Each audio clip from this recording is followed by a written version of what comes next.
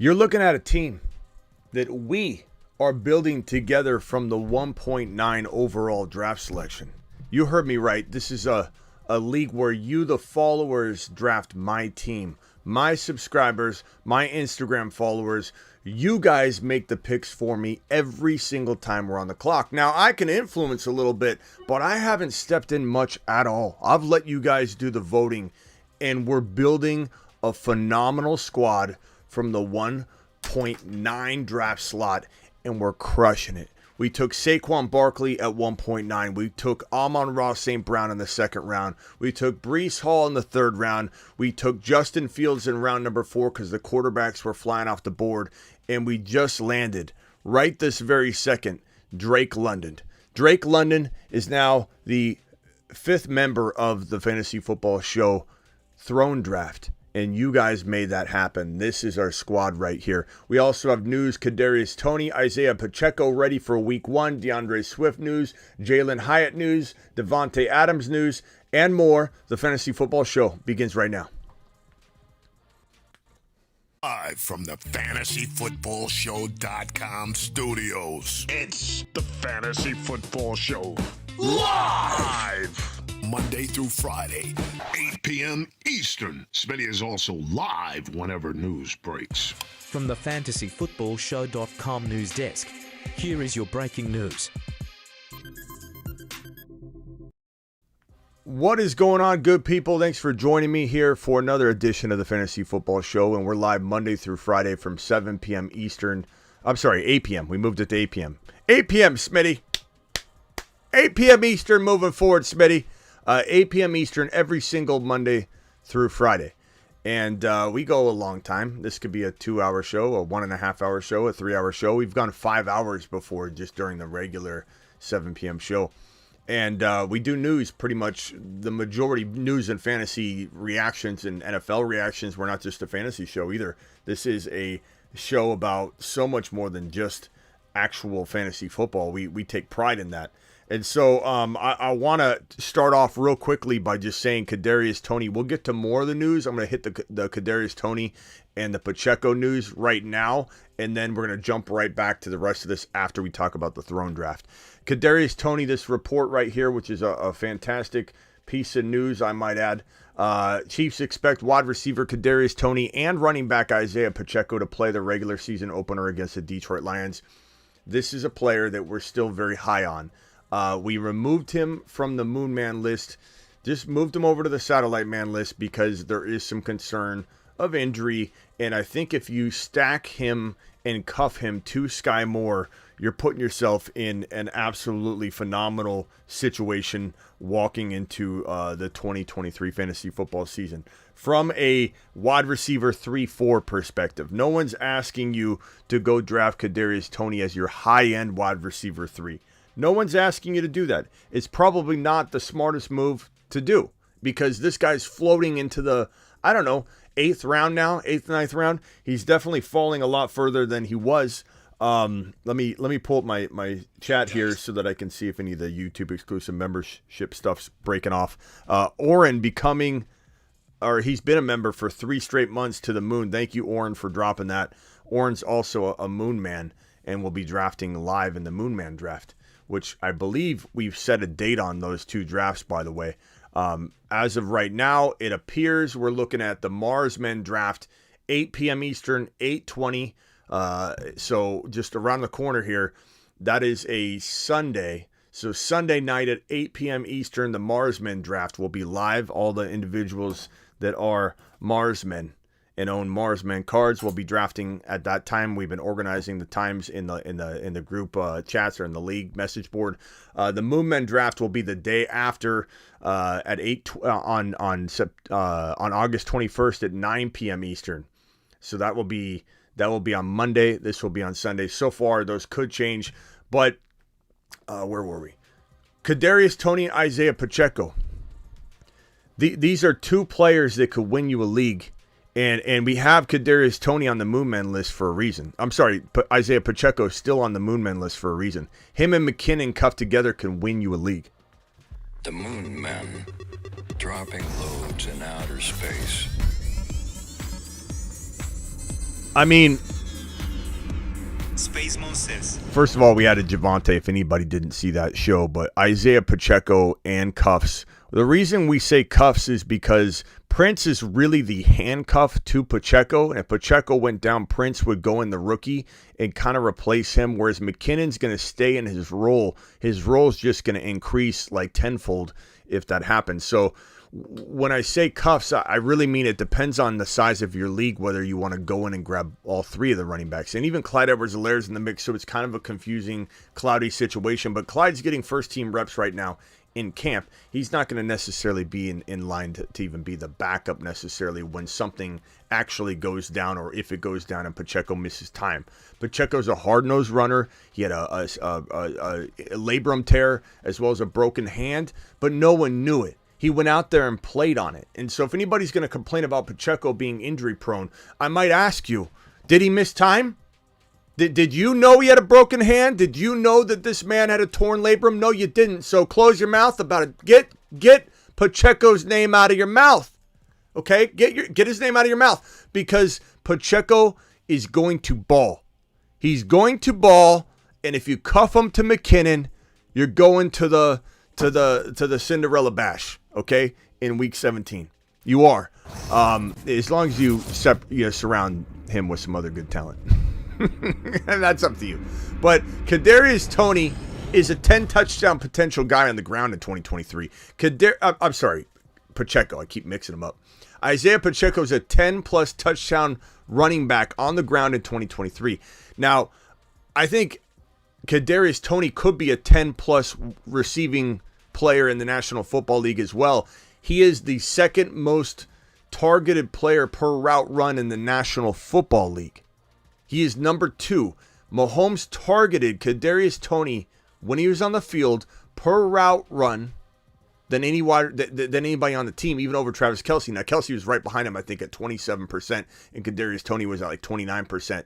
But Toney was second in the NFL, and I know it's a smaller sample size. He wasn't on the team all year. They didn't use him all the time. But that is an absolutely crazy situation to be looking at, where this guy has a potential to. I got everything in the world blasting. He's got every opportunity in the world to become the number wide receiver. But it is crucial. We talked about this last night. I think it was Travis that brought it up, that Sky Moore and Kadarius Toney need to be cuffed. And if you own both of them, you have yourself probably an elite wide receiver 3. An elite wide receiver 3. We got a $20 hauler. Alert. Super chat alert. $20 super chat. $20 super chat. Alert. Super chat alert. We've got a $20 super chat here from Racing Boy. He's dropping a massive wad on screen. He says, killed my draft. Keeper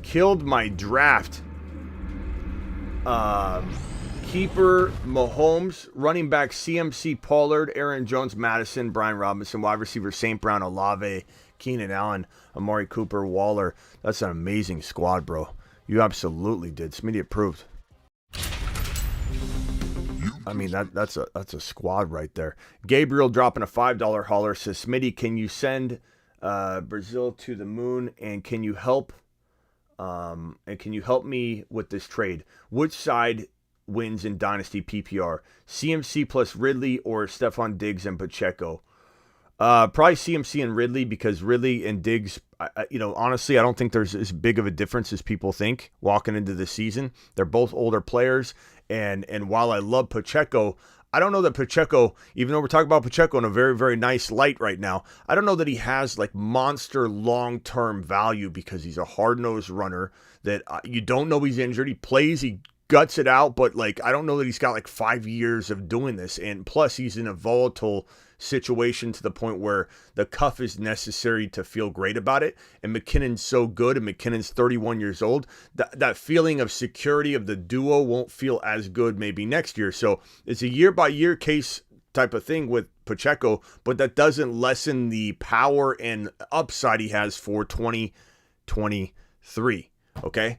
But I think CMC I'd probably ride on that side and go win a championship this year and then do what you can to make a trade. But it's a very, very, very good question. Gabe, thank you for the super chat. Racing Boy, Brazil to the moon.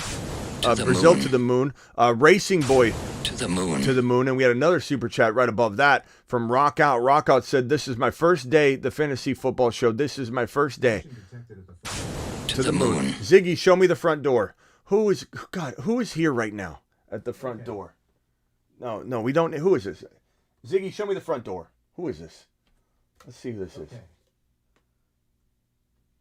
This is some guy selling something. I don't have time for that right now. Yeah, can I help you? What's up, man? What's up?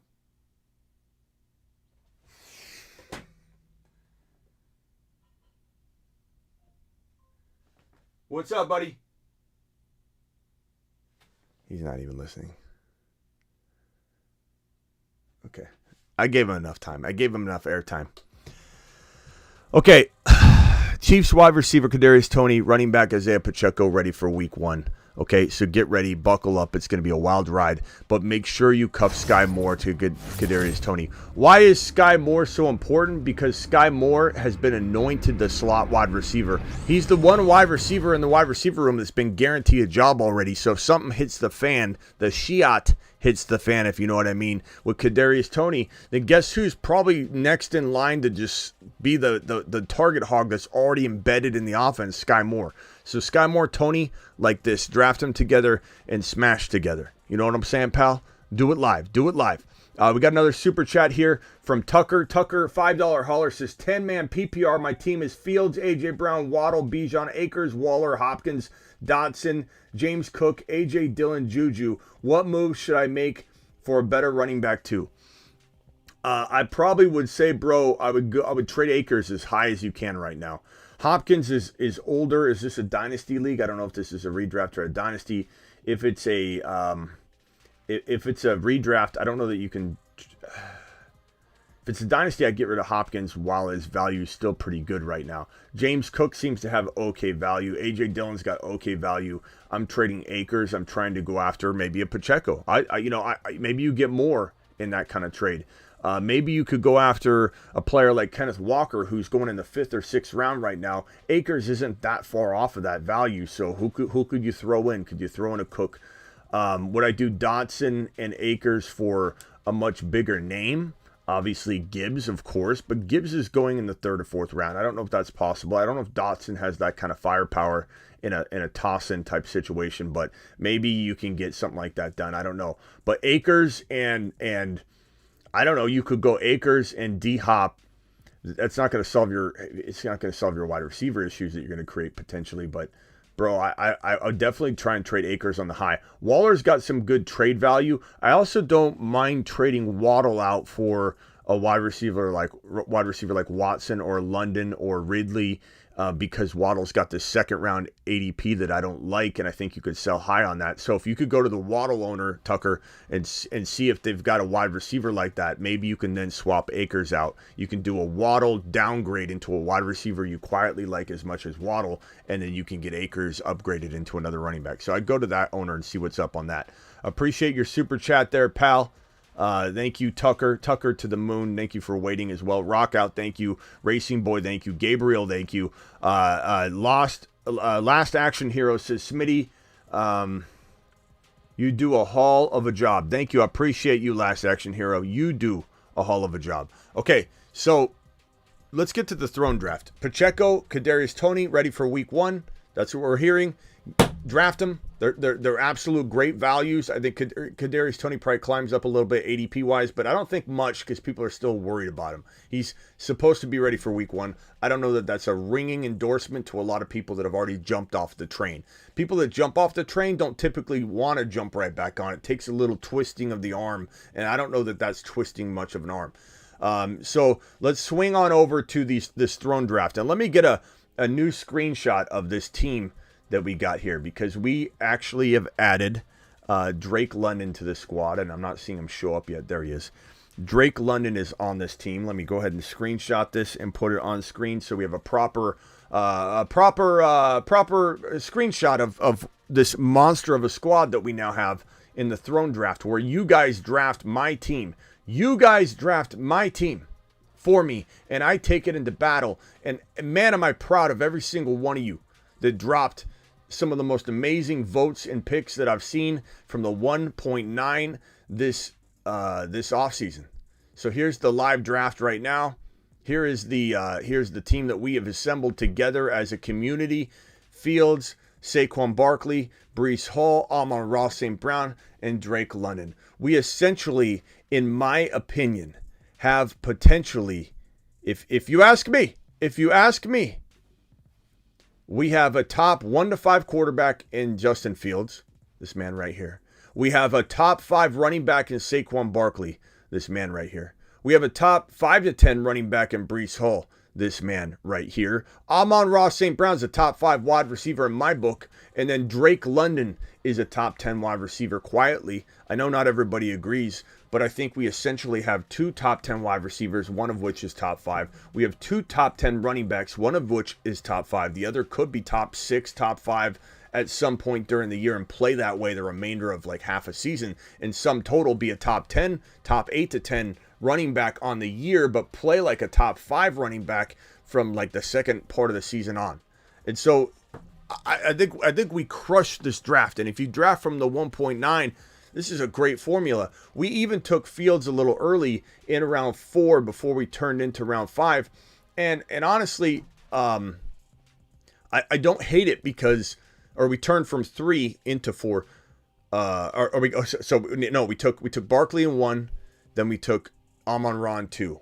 We took Breece Hall, and then on the way back, flipping back around, we took Justin Fields. Then we swinged all the way back around, and then we took Drake London. We're about to pick again. We're pretty close. We're about 4 picks away.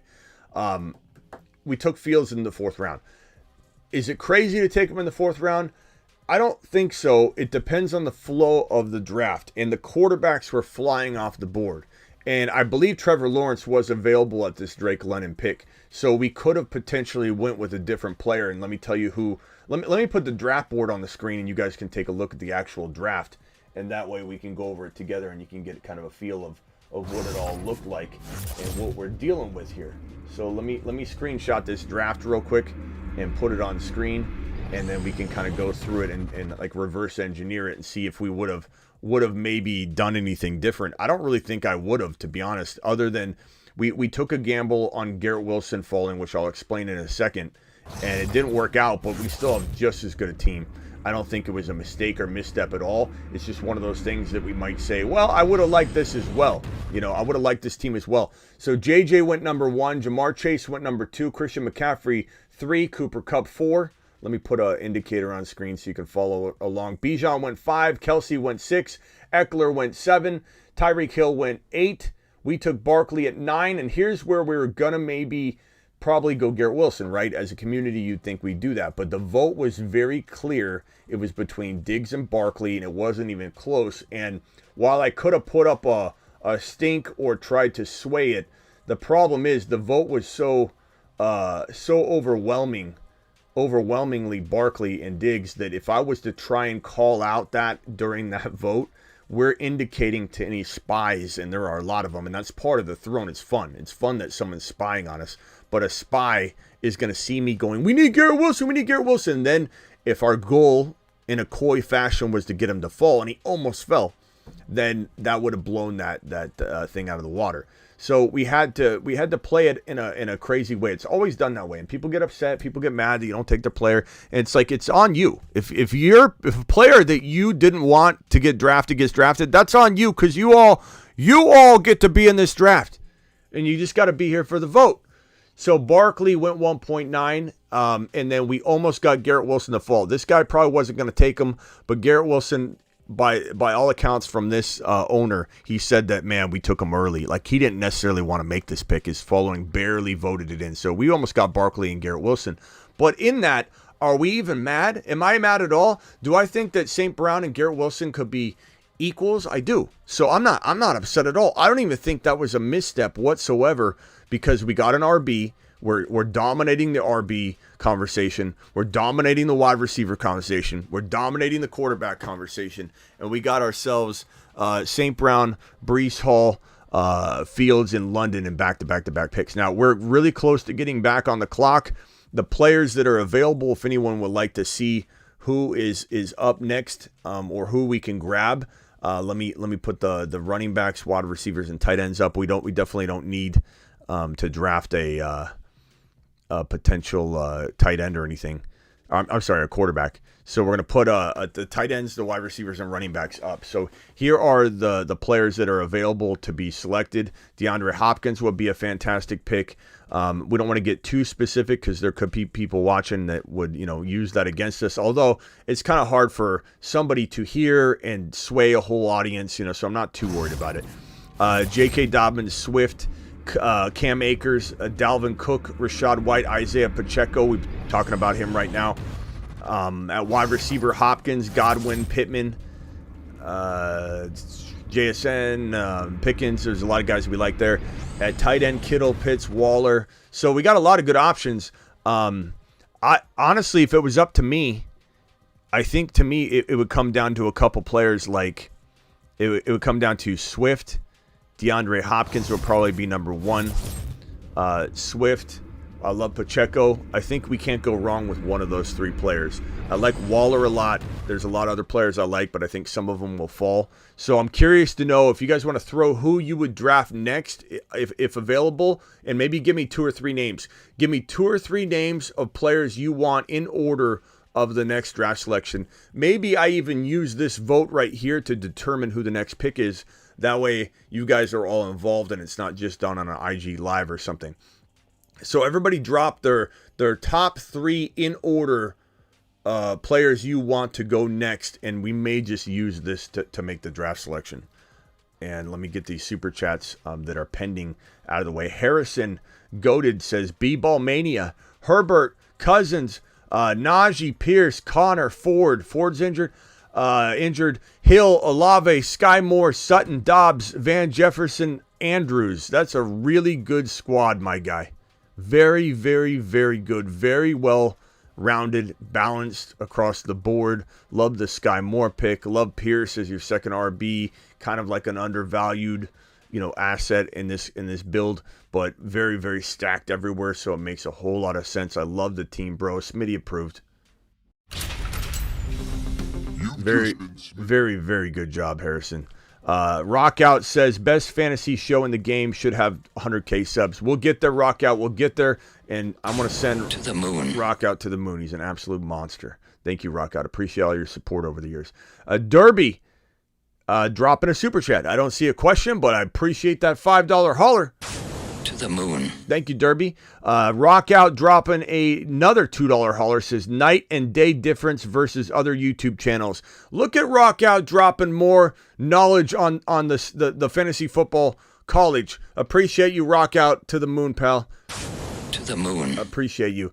All right, let's get to these votes, shall we, and see what you guys are cooking up as far as who to take next in the draft here. Let's see. Who do you want? Who do you want, guys? Who do you want? Let me pull these on screen. Dabons? Cinnabon? Dabons? Godwin or Kittle? Let's not go Dobbins, please. Please, let's not. Like, I haven't said much at all. I've kept my mouth shut, but let's not go Dobbins here. Guy's not even playing football right now. He's hurt. He hasn't showed up. Let's not go Dobbins, please. Or Dabons.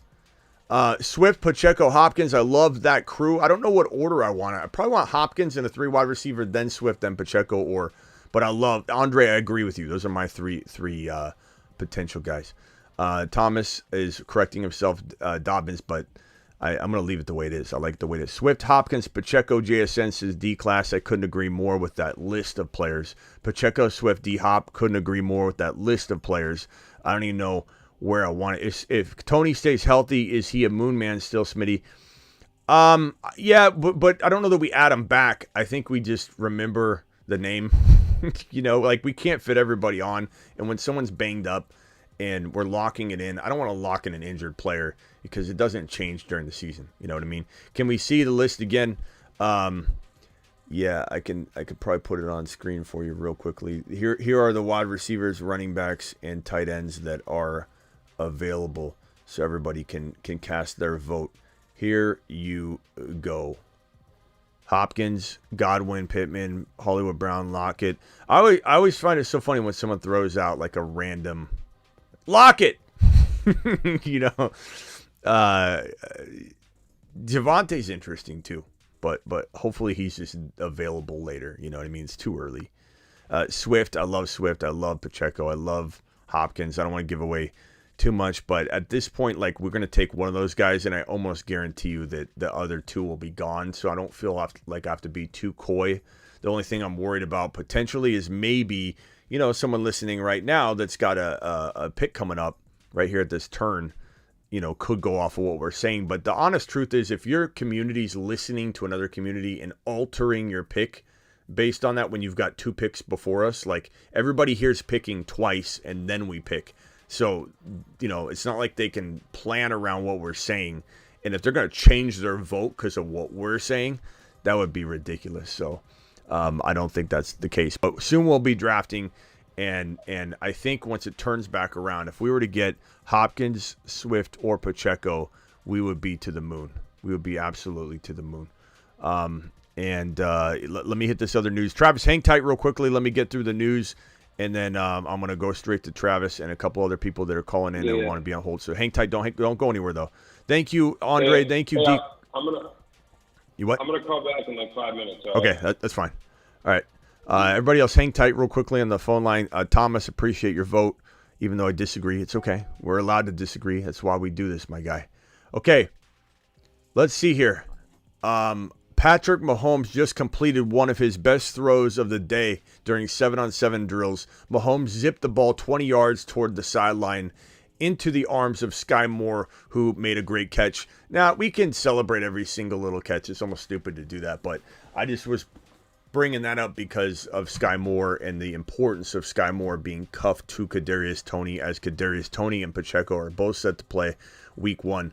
And they're both starters. Kadarius Toney is the starter, but Sky Moore is also a starter. He's the slot wide receiver, and if anything happens to Kadarius Toney, Sky Moore is probably the most immediate benefactor, and he's already in the lineup. Okay, so just cuff the two together, and you're gonna be solid. But I still very much like drafting Kadarius Toney. We got 236 people in here. Please punch that thumb up button. Chris Olave might have had the catch of camp so far. Amazing grab during one-on-ones. This guy needs to be talked about every time we talk about Garrett Wilson. Garrett Wilson, top 3 to 5 wide receiver in 2023. If you don't know that that's coming, I can't help you.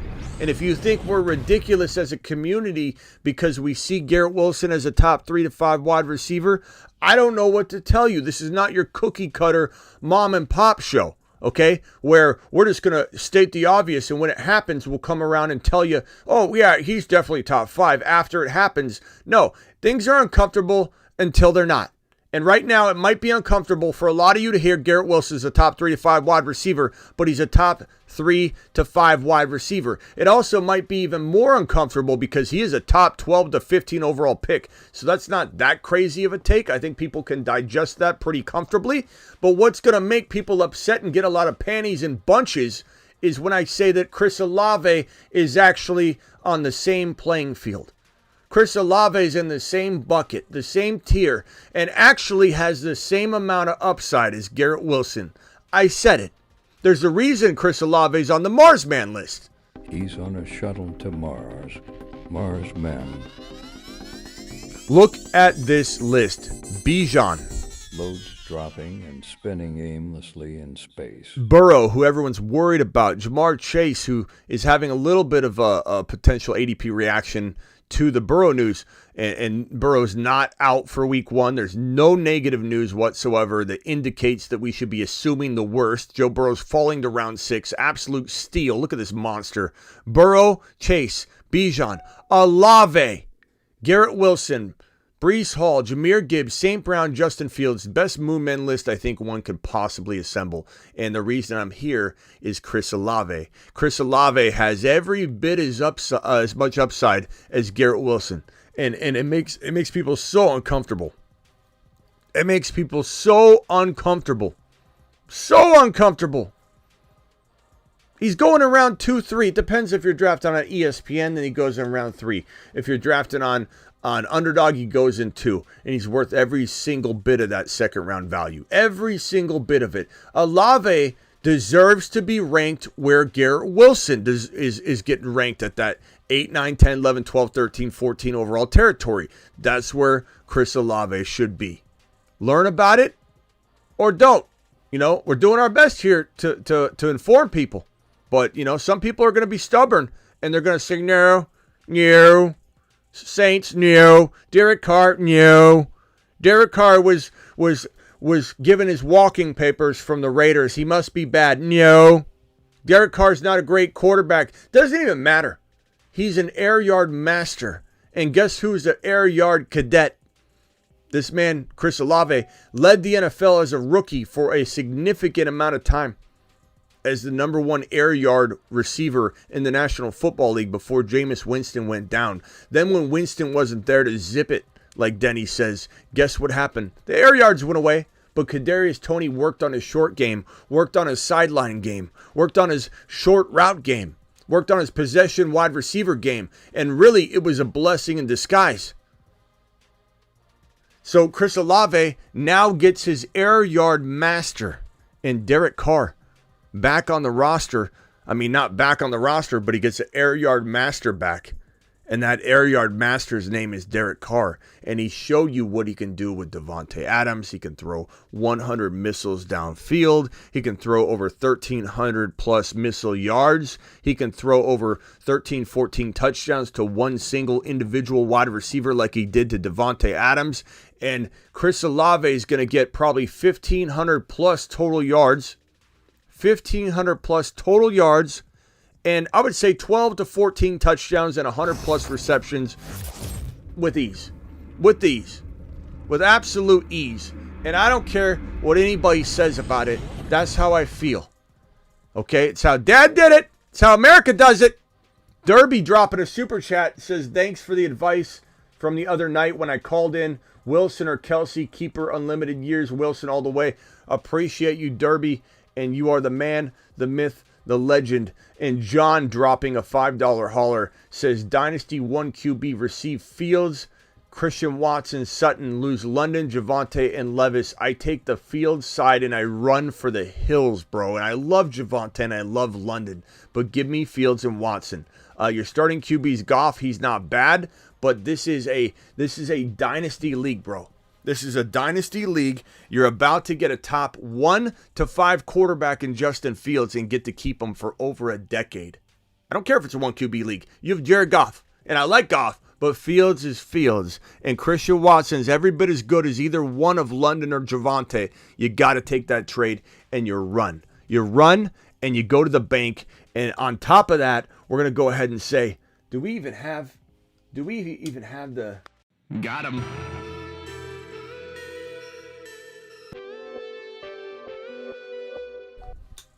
That is not to disrespect Javonte or London. But Christian Watson and Fields are a smash. And you absolutely got him on that one, pal. Appreciate you. Thank you so much for your super chat. DeAndre Swift, the Athletic, Bo Wolf. I want to trust a guy named Bo Wolf. I mean, look at that. Bo Wolf. I mean, 2 really killer names. I'm trusting him. He says getting DeAndre Swift the ball in space has been an early focal point in Eagles training camp. Now, the reason I believe Bo is not because of his name. I'm joking. It doesn't hurt. But the reason I believe Bo is this is not the first time we're hearing this in the last 48 hours. I've heard this from multiple people in Detroit camp saying that Swift is a wide receiver now. Okay, he's going to be listed as an RB. It will be interesting if the fantasy football apps and league management software and platforms out there decide to throw a little, position designation wrench into the mix, because he might end up lining up a wide receiver. Him and Kincaid and a couple other players are going to be playing out of position so much that you'd think they've got to get multiple eligibility at different positions. But I feel like the league management softwares and platforms are scared to make these moves because of the backlash of all the people out there that complain and moan and get their panties in a bunch because they don't have the situation the way that they thought. I thought that he wasn't going to be a position-eligible monster, Smitty. I'm going to complain and write ESPN and tell him, can you take away Taysom Hill's designation for quarterback? It's unfair, even though Smitty said get Taysom Hill that year. Draft Taysom Hill because he'll be a quarterback in your tight end spot at some point during the season. But we didn't listen to him. We're going to cry and complain. We're going to bunch up our panties into a little ball, and we're going to complain over and over and over until ESPN folds like a chair. And ESPN folded like a chair. DeAndre Swift, back on point. DeAndre Swift is playing wide receiver. And for everybody that's going to say something weird like, Smitty, they don't throw to their running backs. Okay, yeah. And guess what? Pete Carroll doesn't roll with 3 wide receivers. Are you going to look at everything from the year previous and just extrapolate it over like a robot? Are you going to sit here and go, did Pete Carroll maybe telegraph that maybe he's not running the same personnel all the time anymore like he used to? Maybe last year's situation is going to look different than this year. Maybe Pete Carroll's such a madman, genius madman. He really is a mad scientist when it comes to things like this. I mean, if it's me, I'm banking on that he's running with 3 wide receiver sets way more than anybody anticipates. And when the Eagles trade for DeAndre Swift, one of the most electric players in the league when the football's in his hands and he's healthy, when the Eagles trade for him and they start utilizing him a ton, not a little bit, not a couple catches, the word has been from multiple people out of Detroit Lion camp. And mind you, a lot of the beat writers are out there to make a splash. If anybody thinks that everybody that's reporting on the team is going to be all hunky-dory, roses, white doves, everything's going to be absolute glory in the write-up, you got it wrong. Because beat writers are out there trying to make a name for themselves. And there are so many people writing on the team, everybody wants a bold take. So what's bolder than coming out and saying this is not going to be a good move, or this is going to fail, or I'm seeing that this guy's playing bad. Oh, what did that guy just say? And it creates controversy. So to have a bunch of beat writers and people that are reporting on Detroit Lion camp right now, all in unison on that Swift's getting used. Swift's getting the ball thrown to him. He's running routes like crazy. They want to deliver the football to this kid, and he's going to be playing a wide receiver role, essentially. He's going to run. When someone says, Smitty, they're going to run Penny, you're going to see. There's not enough carries for Swift to get in the Philly backfield. No one's expecting, maybe you are, Bob, but I'm not expecting him to get his work done between the tackles. I don't know why you're insinuating that, Bob.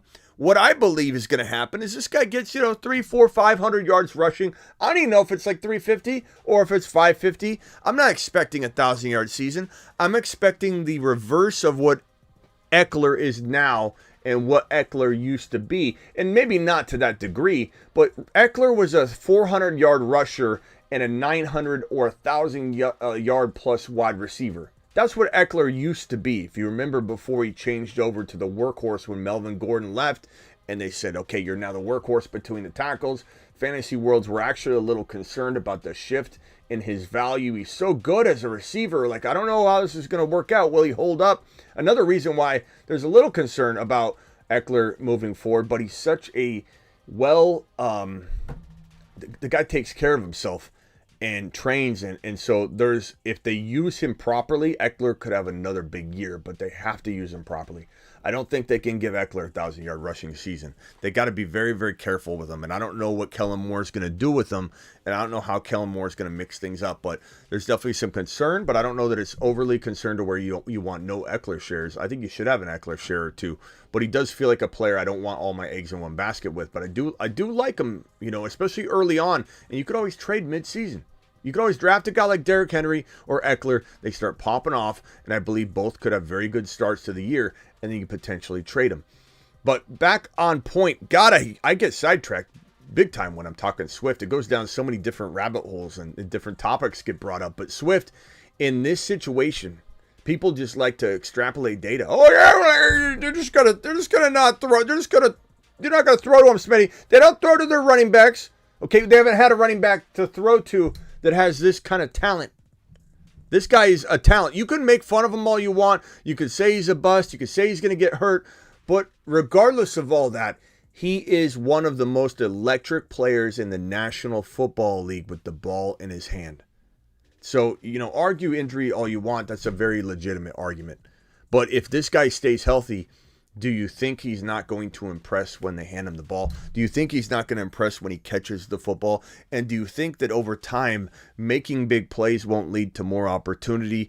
I'm not saying that he's a safe pick by any means. He certainly is not an all eggs in one basket player that you go all in on in every single one of your leagues. 7 leagues, all in on Swift, get him on every roster. No, you don't want to do that because he's got a significant amount of risk. This is one of those players where the scale is dead even. The risk is very heavy, but the upside's very heavy as well. Equally heavy. So equal that you're like, okay, I want to share, but I don't want a ton of shares. I want players where the upside's so heavy that the scale won't even move. It's slammed down on the upside's part of the scale, and the risk is not heavy enough to even budge the scale. That's where I want all my eggs in one basket, draft them in every single league type of player. But Swift, I'm hearing nothing but positive reports. And if you keep regurgitating that they don't throw to the running back, Smitty, and that he's not going to run enough footballs between the tackles, Smitty, you don't understand, I believe, the concept of what's in motion here. And that's okay. You don't have to. You could be so burned by him that you just don't want to go near him. And I get that. And he certainly could burn you again this year, just like Kadarius Toney could. But Swift has so much upside. I just don't want to hear that you don't see the upside anymore. Okay, you don't want to invest in him? Fine.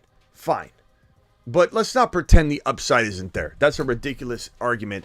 But not going near him, I understand. I understand that very, very much. Jalen Hyatt right here, this kid's growing on me a lot. And he's been a standout performer early in training camp. This wide receiver room is very deep, but it's very, very mediocre. It's very deep. There's a lot of bodies. There's a lot of very decent bodies like Slayton, Hodgins. It's very, very deep. But the thing is, nobody's an elite talent but Darren Waller. So Darren Waller, I expect to be the number 1 pass catcher on the roster. Even if Hyatt has a Christian Watson end of the year, he's still going to get 800, 900 yards, 6, 7 touchdowns if he was to have the Dotson or Christian Watson mid-season on explosion. Okay, because he's probably not getting like 1,200 yards and 7 touchdowns. He's going to do a little bit here or there. And then at some point, if he is the real deal, week 7, week 8, he gets unlocked and then he does something special. But that's what he's going to get you. He's not Darren Waller. Darren Waller is the number 1. But the wide receiver room is so mediocre but deep, he could climb to the very top of it. Ziggy, show me the front door. What's going on here? What's going on here? Is this Miss Smitty? What she got the food? Miss Smitty's here. She got the teriyaki chicken, baby. The teriyaki chicken. The teriyaki chicken. We want it now. The meatloaf. Meatloaf too. Appreciate all of you being in here. Punch that thumb up button. 255 of you in here. 85 thumbs up. Let's smash that button. Okay. This next piece of news is from Seattle camp here. We've got Zach Charbonnet in pads. Looks like he handled yesterday. It looks like he handled yesterday's work as well. So all indications are he is back. There's not big concern for Zach Charbonnet and his shoulder injury. However, if I had to guess, I truly mean this. If I had to guess, I would say there's still more concern. Ziggy, off. There's still more concern for Charbonnet long-term than Walker. I know some people think the groin injury could linger, but he's resting the groin injury. It's supposed to be a very moderate groin injury. So I think that his groin injury could go away, whereas the shoulder injury, it could be one of those things where he needs like off the field cleanup or something, but we'll have to keep an eye on that. But there's great news if you have standalone Zach Charbonnet shares. His value should climb back up into like the 100 overall value. On Underdog Fantasy drafted us Thursday through Saturday. and sometimes Sunday. Underdog Fantasy promo code Smitty Thursday through Saturday and sometimes Sunday. The link is in the description of every single video. Let's see here. Here's a link right now. I'm going to drop it in the live chat. Do we have a $20 hauler that came flying in here? Oh my gosh, hold on a second. Did I miss this? Did I miss a $20 hauler? Who dropped this? Vino, are you here, my guy? Where's my boy Vino? Vino, this one's for you, pal. I'm giving you a moonshot. I'm giving you a $20 hauler standing ovation, and we're doing it live, Vino. I just want to make sure you're here, Vino. Some of these slip in here while I'm ranting and raving. $20 hauler, let's go, Vino. Alert. Super chat alert. $20 super chat. $20 super chat. Alert. Super chat alert. Where's my boy Vino? Where's my boy Vino at? Vino, holler at me real quick so I know you're here. 14 team, full PPR.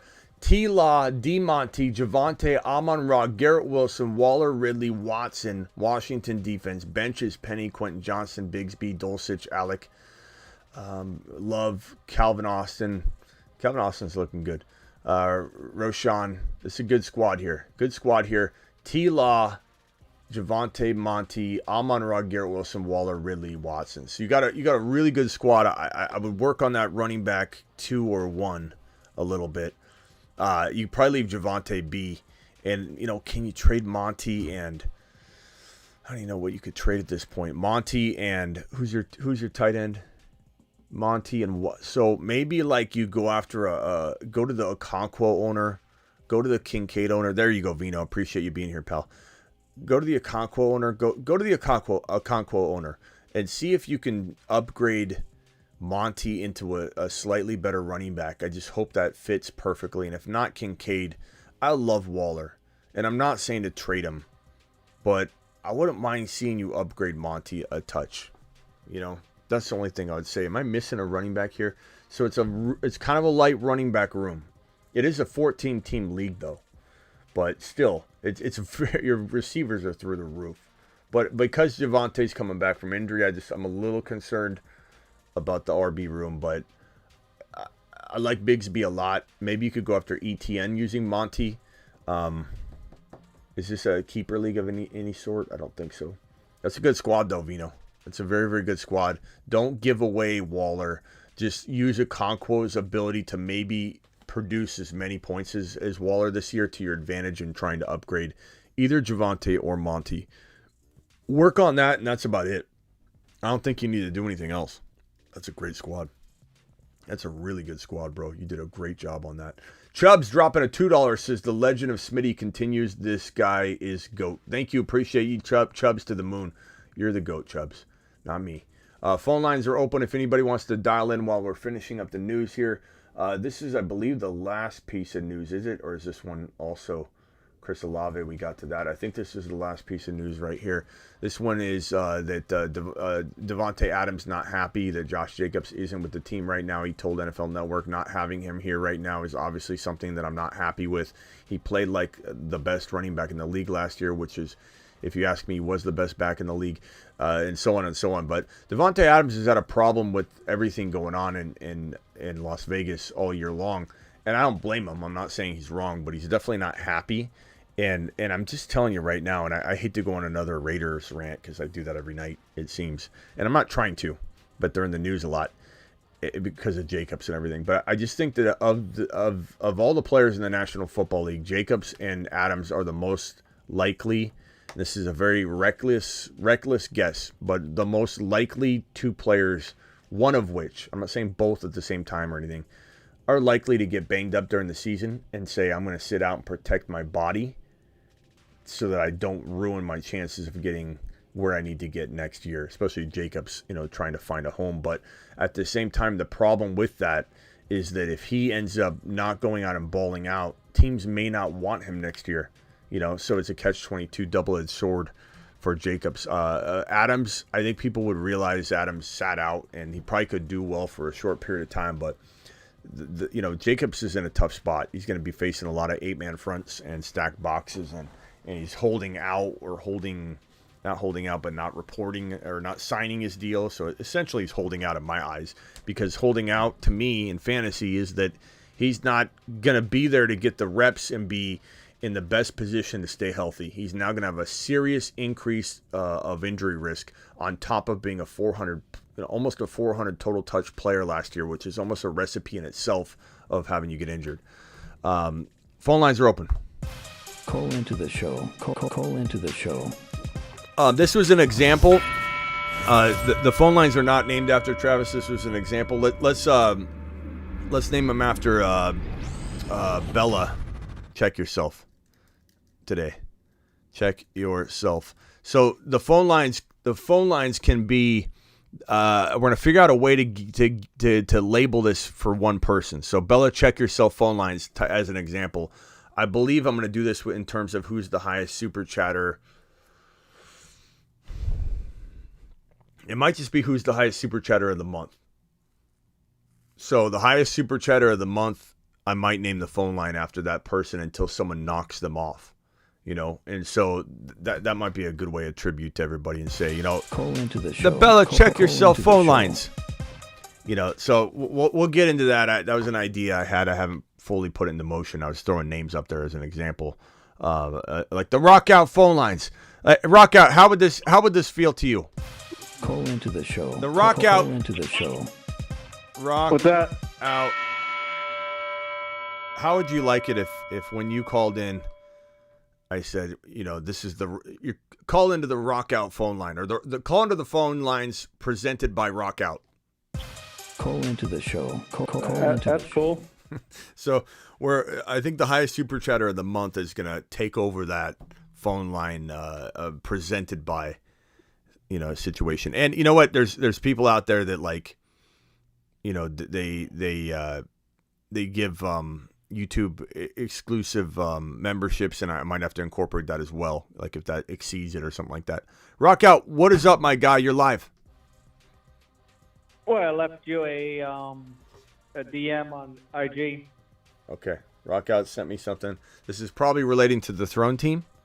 It's Javonte's season, known and no reason. People thought he was on a straight vacation, but he coming back with a big vengeance. Breaking tackles like he used to. Coming like he's coming through, scoring like a touchdown. That's how we do. Javonte season on the rise. Thank you, Rock Out. Appreciate you. That's going into my safe, so no one can steal it and license it to another channel.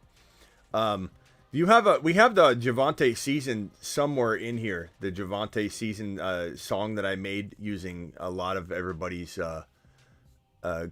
sayings and everything. I'm trying to find it right now to see where it's at. Javonte season ain't no reason. Yeah. I'm trying to find it right now. It's such a good song. If I could find it, I'll put it. I think this might be it. Do you smell it? This is Javonte season. We don't need no reason. We come rumbling, tumbling, stumbling in the Yeah. touchdown is Javonte season. It's Javonte season. We be waiting for this all season. Now that we're now, we starting without rivalry.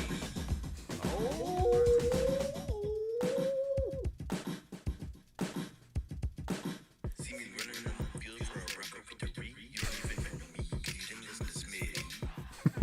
These are all from everybody just sending voice memos I just made into a song. Yeah. Like me and you. Hold on one second, Rock Out. Hold on one second.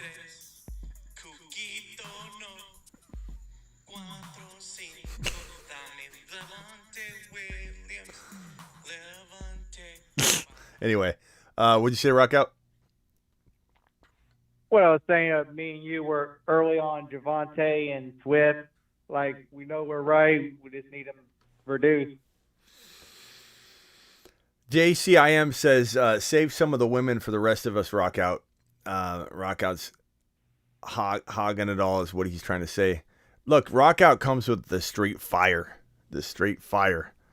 Rock Out, what do you think of this Throne team so far? Are there any players you don't like or love from the 9 spot here? This team feels fire to me. So far, it looks pretty good to me. Yeah, I like it a lot. I feel really, really, really good about it. I think Whatever, we might have. What? Go ahead. What are the other creators in the draft? I forgot all of them. Yeah, there's a couple new ones you might not know, but hold on one second. I think they may have picked. George Kittle just went, and I think the next pick is about to go right now, and then there's somebody with the back-to-backs. So we should be. I don't think we'll be up during this draft, but it's possible, but I don't think we will be. It's also 9 p.m. Eastern now, and some of these guys, they kind of quit around 10 p.m. Eastern sometimes. But, I mean, so far, so good. I mean, Waller will be there at tight end. DeAndre Hopkins may or may not be gone by then. I don't know if I love any of the other wide receivers that are up top. I mean, we like JSN a lot. Pacheco and Swift. Those are the players I think we're going to probably narrow down to a vote. And then you guys decide. And if I can, I'll try and go live to have a vote. But if not, I'll do it on an IG poll or go live on Instagram.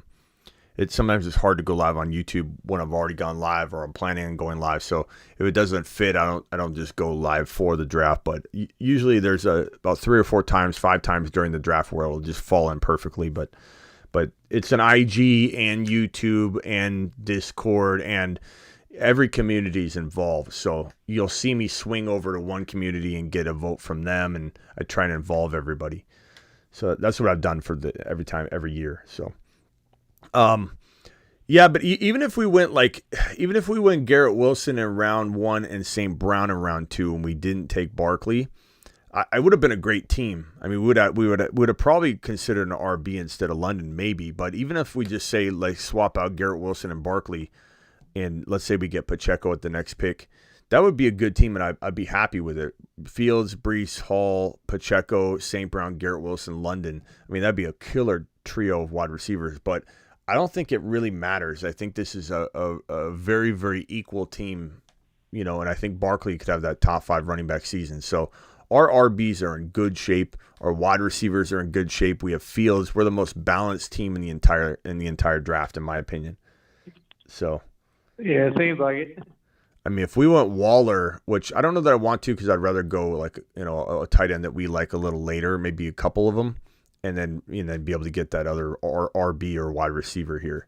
But the next pick could be our flex, or RB could be our flex, a tight end, or we could go with our third wide receiver and then still have a flex option that we need to fill. But it's a 1 QB. It's not a super flex, but there is a flex spot right down there. You see it: wide receiver, running back, tight end. And I don't think there's a kicker or a D. So this is the entire lineup right in front of you. This is the entire lineup. There's no kicker, no D. And then there's, 8 bench spots, something like that. Avi, you're live. Yo, what's up, Smitty? I just want to talk about the team. I love every pick but the Drake London pick. I missed that one. I'm not very high on him just because Bijan Robinson's there. Kyle Pitts is there. I think the quarterback's unproven. I'm not saying he can't be good, but I love the rest of the team. We got a top 3 quarterback. Barkley's insane. Brees Hall's insane. I think we made the right pick with Barkley over Garrett Wilson, but you can't really go wrong. But hopefully Drake London proves me wrong. I don't want to doubt him. I'm just saying he's someone I'm not really looking into, but we'll see. Even if he was on pace for 1,300 yards pretty much with Ritter in there. His final, I think, 5 or 6 games, he was on pace for 1,300 yards. But I think he's got a real opportunity to disappoint and still get what we paid for him. You know what I mean? Like if he gets 5 touchdowns, 6 touchdowns, and 1,200 yards, I mean that's kind of like an okay number for a player we're drafting that late. So for me, I feel like he's only got upside. I don't think there's a lot of risk involved. And Drake London, honestly, is probably better than Christian Watson.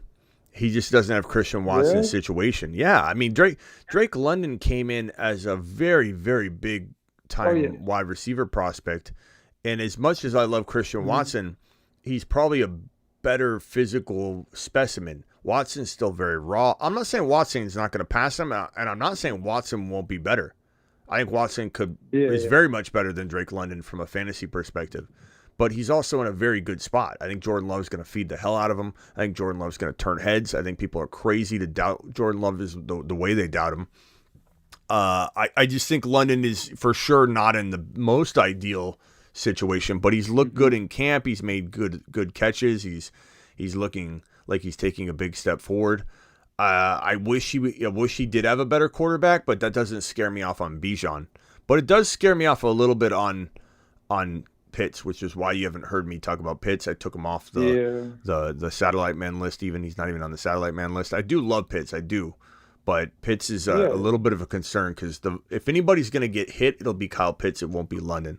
I think London's the number one wide receiver. They got to throw the football to move the chains. For sure. He's going to get a 90 receptions in a worst case scenario. I'm not really doubting Drake London. He was nasty at USC. I really loved him coming out of college. It's more the quarterback.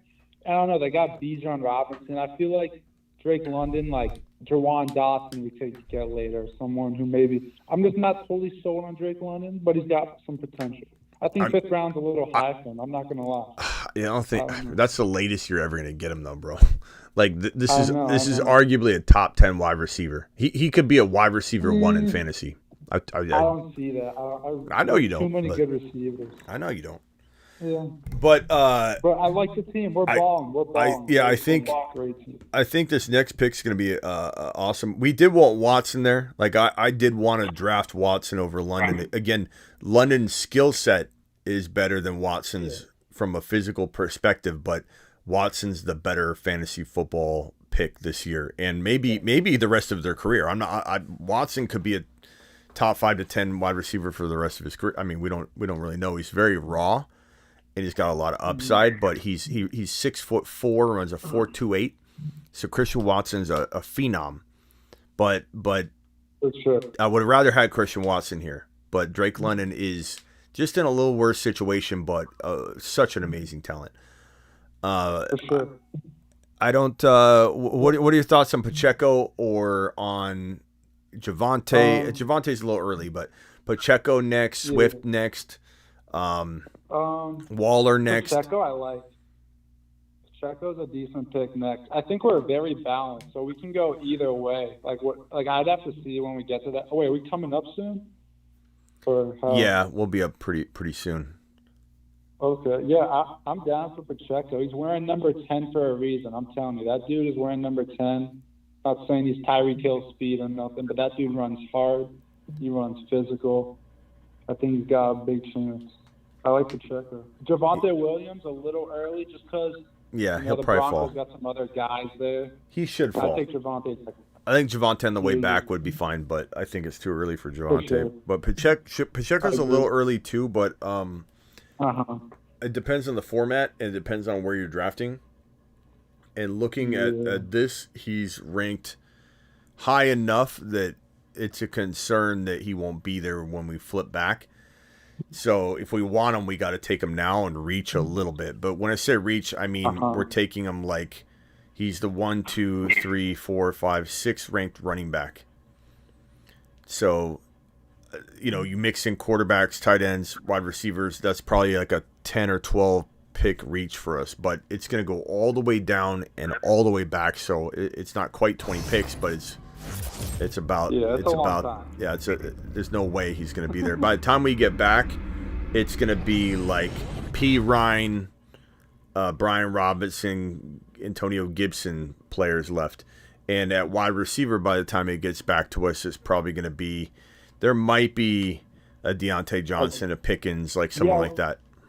So we should go RB actually because we'll find a decent receiver, I think.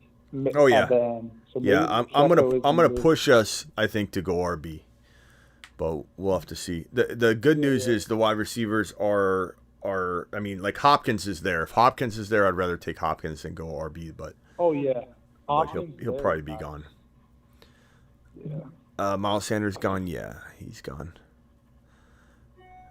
All right, Avi, anything else? No, I'll just stay on the line. Okay. Let me go over to Travis. Travis, what's up? What's up, Travis? How you liking the team so far? I like it a lot. I'm gonna cover it. I was just cleaning up after dinner, so I might have missed part of it. But I think actually Barkley kind of put us on a good path. Kind of allowed us to have a more balanced team in the end. Yeah. We were talking about how some people wanted Wilson, but Barkley and Diggs were in that vote, and so yeah, put us on the right path. I mean, this group of players right here on this graphic just looks insane. London, I know Avi doesn't love him, but I love London. I think London from a skill set wise, he's a top 8 wide receiver in the league, and I think in the making. But it's just going to be whether Ritter can get him there or not. Ritter might not be able to. Not saying that London's not better than DJ Moore, because London's much better than DJ Moore. But DJ Moore was a perfect example of a player we were waiting on. McLaurin's a player we've been waiting on, and he's already too old for it to really come true. I mean, he could do it this year. McLaurin could have a really good year, but I think Dotson is better than him. But that's just my bold take. But I feel like London's got that same kind of feel to him. Is we're waiting on the quarterback situation. And I know a lot of people are worried about Ritter. You mentioned it in the live chat that not the greatest reports have been coming out, but I still think he's capable of moving the football down the field. And once the run sets up the pass, they'll be a little easier too.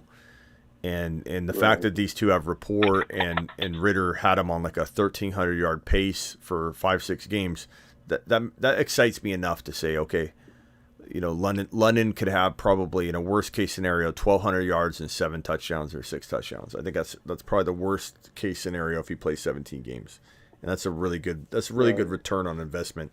We just want him to crush that. We don't want him to return the investment amount. We want him to crush it, but it is what it is. Yeah, I was gonna. How many rounds is this draft?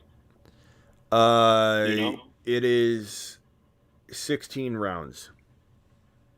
Okay, so we got to keep that in mind too, in terms of, it's not like an 18 or 20 round draft like Underdog. And Kittle just went. Kittle just went. So the team now that's on the clock they already have Andrews, Diggs, Garrett Wilson, Travis Etienne. The team in the 12 spots got Lamb, AJ Brown, Aaron Jones, and Najee. Where does JSN go on sleeper in this ADP? Let's see. He's definitely a guy I want. I think we'd have to take him now versus wait, but 78 overall. So we're talking. I wish they'd give you the pick that it was. So you're talking about 5 rounds. 60 picks. So 60 plus. We're talking about 60. 1, 2, 3, 4, 5, 6, 7, 8, 9, 10, 11, 12, 13, 14.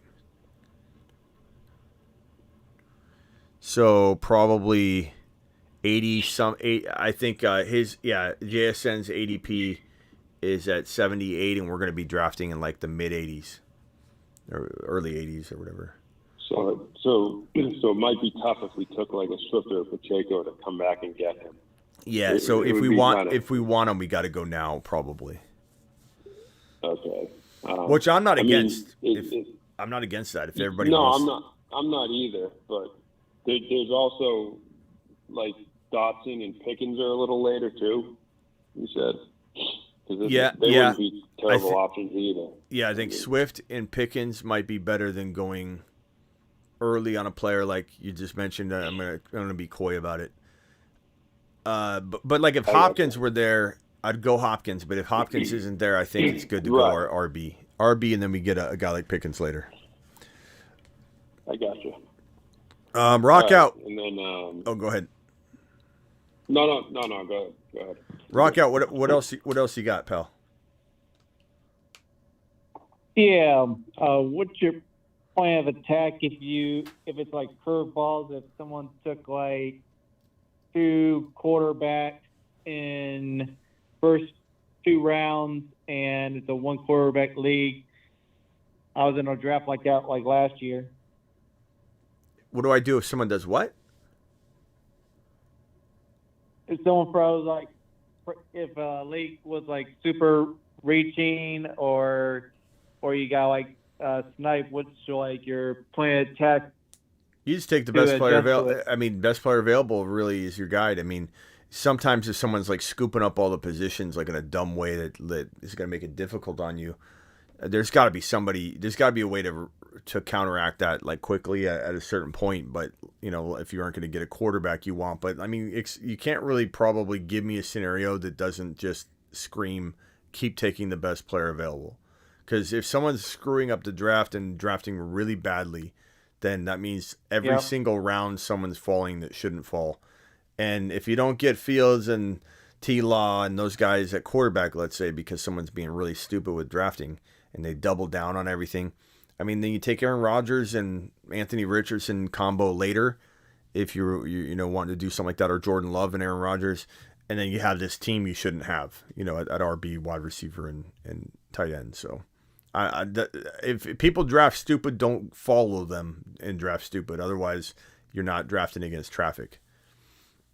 Des says St. Brown or Dotson or Olave and DJ Moore. Des, appreciate your super chat. I'm sorry for the delay on this one. St. Brown and Dotson or Olave and DJ Moore. I'd probably say St. Brown and Dotson. Because I like Dotson quietly more than DJ Moore. So give me St. Brown over Olave, but it's close. I love Olave, but that's probably the way I'd roll on that one, Des. Especially if it was Dynasty. Thank you for the super chat. And then this question right here from John. I think I already did this one. One QB Dynasty giving Fields, Kamara, receiving London, Javonte. Fields, yeah, I did that one already. Fields, wait, did I? London and Javonte Williams. I don't think so. Oh, it's a different one. It just looks different. It looks, yeah. Okay, this is the same guy, though, so it must be a different version. Okay, so one QB giving Fields and Kamara, receive London, Javonte. Burrow is my QB1. So you just have a very similar team. Okay, different league. I mean, that one's okay given the context of it, but part of me feels like you could get maybe more instead of buying Javonte at such a high price and buying London at such a high price, because everyone, look at look at Avi's take on London. There's a lot of people that aren't super high on London yet, and Javonte is very questionable right now.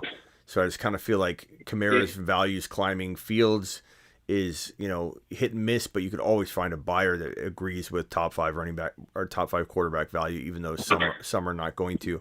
I feel like you can get more.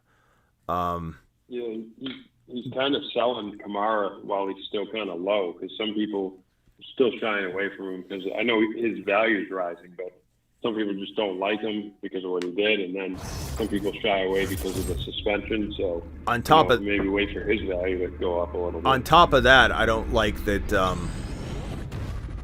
Yeah, you shouldn't have drafted probably both quarterbacks. This isn't a best ball. Best ball is fun to do that, and I love it. But this one, I would have just taken a player that now you're trying to trade them, and you're probably getting players that you could have just drafted. And you just don't chase a position like that and think you're getting so creative that you're gonna take over the league and everyone's gonna be begging you for a trade. And I don't know. We'll see if it works out for you. But with everybody, usually people that don't draft a quarterback early, you can't convince them to take Fields. They'll say, no, I like my quarterback. They like their late quarterback strategy. So you're probably looking at 1 or 2 teams in the entire league that even want to trade for a quarterback. So you have no market. You think you're going to have a market, but you literally have no market because no one's viewing quarterback like you do. So, I mean, at that point, you could say, well, then maybe he needs to take that trade if that's the way you feel that the market is. It's not horrible. It's definitely a decent get back. I don't think you're getting crushed on it, but I'd try and get a little more, or I don't know, maybe Fields for the combination without giving up Kamara, but I don't know. Chubb or Diggs at 1.10, Wilson or Amon-Ra 2.5. I don't draft Chubb in the second round or in the first round, so Chubb's not going 1.10 to me. I'm not saying I don't love Chubb at the 2.2 to 2.5 value. I do. So this is not I don't like Nick Chubb, rant, by any means, but for me, I don't see him as a first rounder right now. There's too many other players that I like. I just don't rank him inside my top 12. Diggs, I rank at the 10, 11, 12, 13. So I'd probably say Diggs. Wilson or Amon-Ra at 2.5. I'd probably say give me Garrett Wilson because I would draft Garrett Wilson over Amon-Ra, but barely. Like they're neck and neck. But dare I say I'd rather have Amon-Ra and Garrett Wilson over Chubb, Diggs, Garrett Wilson, Amon-Ra. Like if you I'd just take Garrett Wilson at the 1.10 and then take Amon-Ra at the 2.5. You know, like that's probably where I would go with it. I'd rather just have those two players, personally.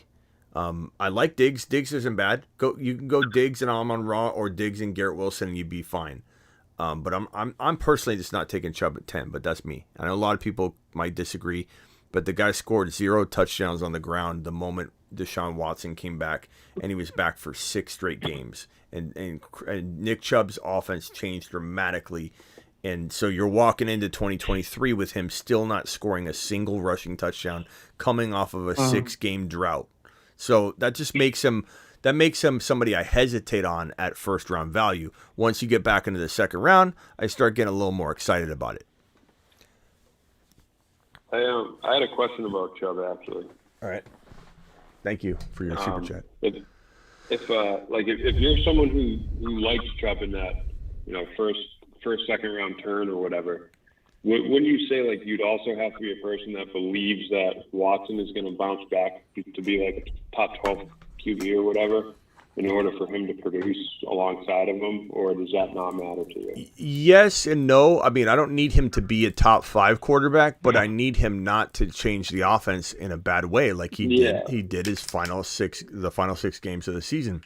Right. Well, that's why I said like top 12-ish, like a serviceable guy who's not going to be bad, Yeah, I mean, I just there's some people that hate Watson and they don't think he's going to bounce back. Yeah, Harrison says stupid to take Wilson over Amon-Ra. No, I don't. It's not stupid to do that though, Harrison. I know you're passionate about Amon-Ra, so am I. But it comes down to what can you get away with is what he's looking at. You know what I'm saying, Harrison? Like if Amon-Ra on the pre-rank list is much lower than Garrett Wilson, then you're going to want to go Garrett Wilson first so you can get both of them. But if Garrett Wilson's falling and Amon-Ra's ranked higher, which might be the case, then yeah, you take Amon-Ra and then you try and let Garrett Wilson slip. But I think they're both capable of being 3 to 5 in fantasy football 2023. A lot of people joke that I have more than 5 top 5 wide receivers, and that isn't wrong. There are probably 6 to 7 top 5 wide receivers in my top 5. But that's also me telling you the ranges. The ranges matter. Like if Garrett Wilson's top 3 to 5. Like, and Olave's 3 to 5 to me, and you got Diggs that's like 4 to 6, 4 to 7, and I say that because there are some questions about Diggs. I don't think it's crazy to think things could spill over into his play or that he's gonna throw a temper tantrum in the middle of the year and things get all crazy but these are all very close players, and I think to say something like this, Harrison, and I'm not, I appreciate you, Harrison. It's stupid to take. It's not stupid to do anything, really, bro. Because who's to say it's stupid when St. Brown wasn't on anyone's mind walking into, a lot of people doubted St. Brown last year. A lot of people doubted St. Brown the year prior, didn't even draft him. So, like, it might seem stupid now, but, like, these things are all evolve, and sometimes not everybody can see everything coming. But Garrett Wilson's got every much as a chance to be as good as Amon-Ra or Diggs. These are all very close players. I just think people get a little caught up in it's for sure right or wrong. Like Diggs, Amon-Ra, Garrett Wilson, let's not pretend like those guys can't be interchangeable. I obviously have my order of them, but I'm not going to sit here and say that Diggs can't be the number 1 wide receiver in the NFL in 2023. He certainly could be, but it could also be 7. Because there's literally 7, 8 guys that are so good they could be top 5. And I think that's what it's about. And we got a $20 super chat here from Overcome. Overcome dropping missiles on the screen. Alert. Super chat alert.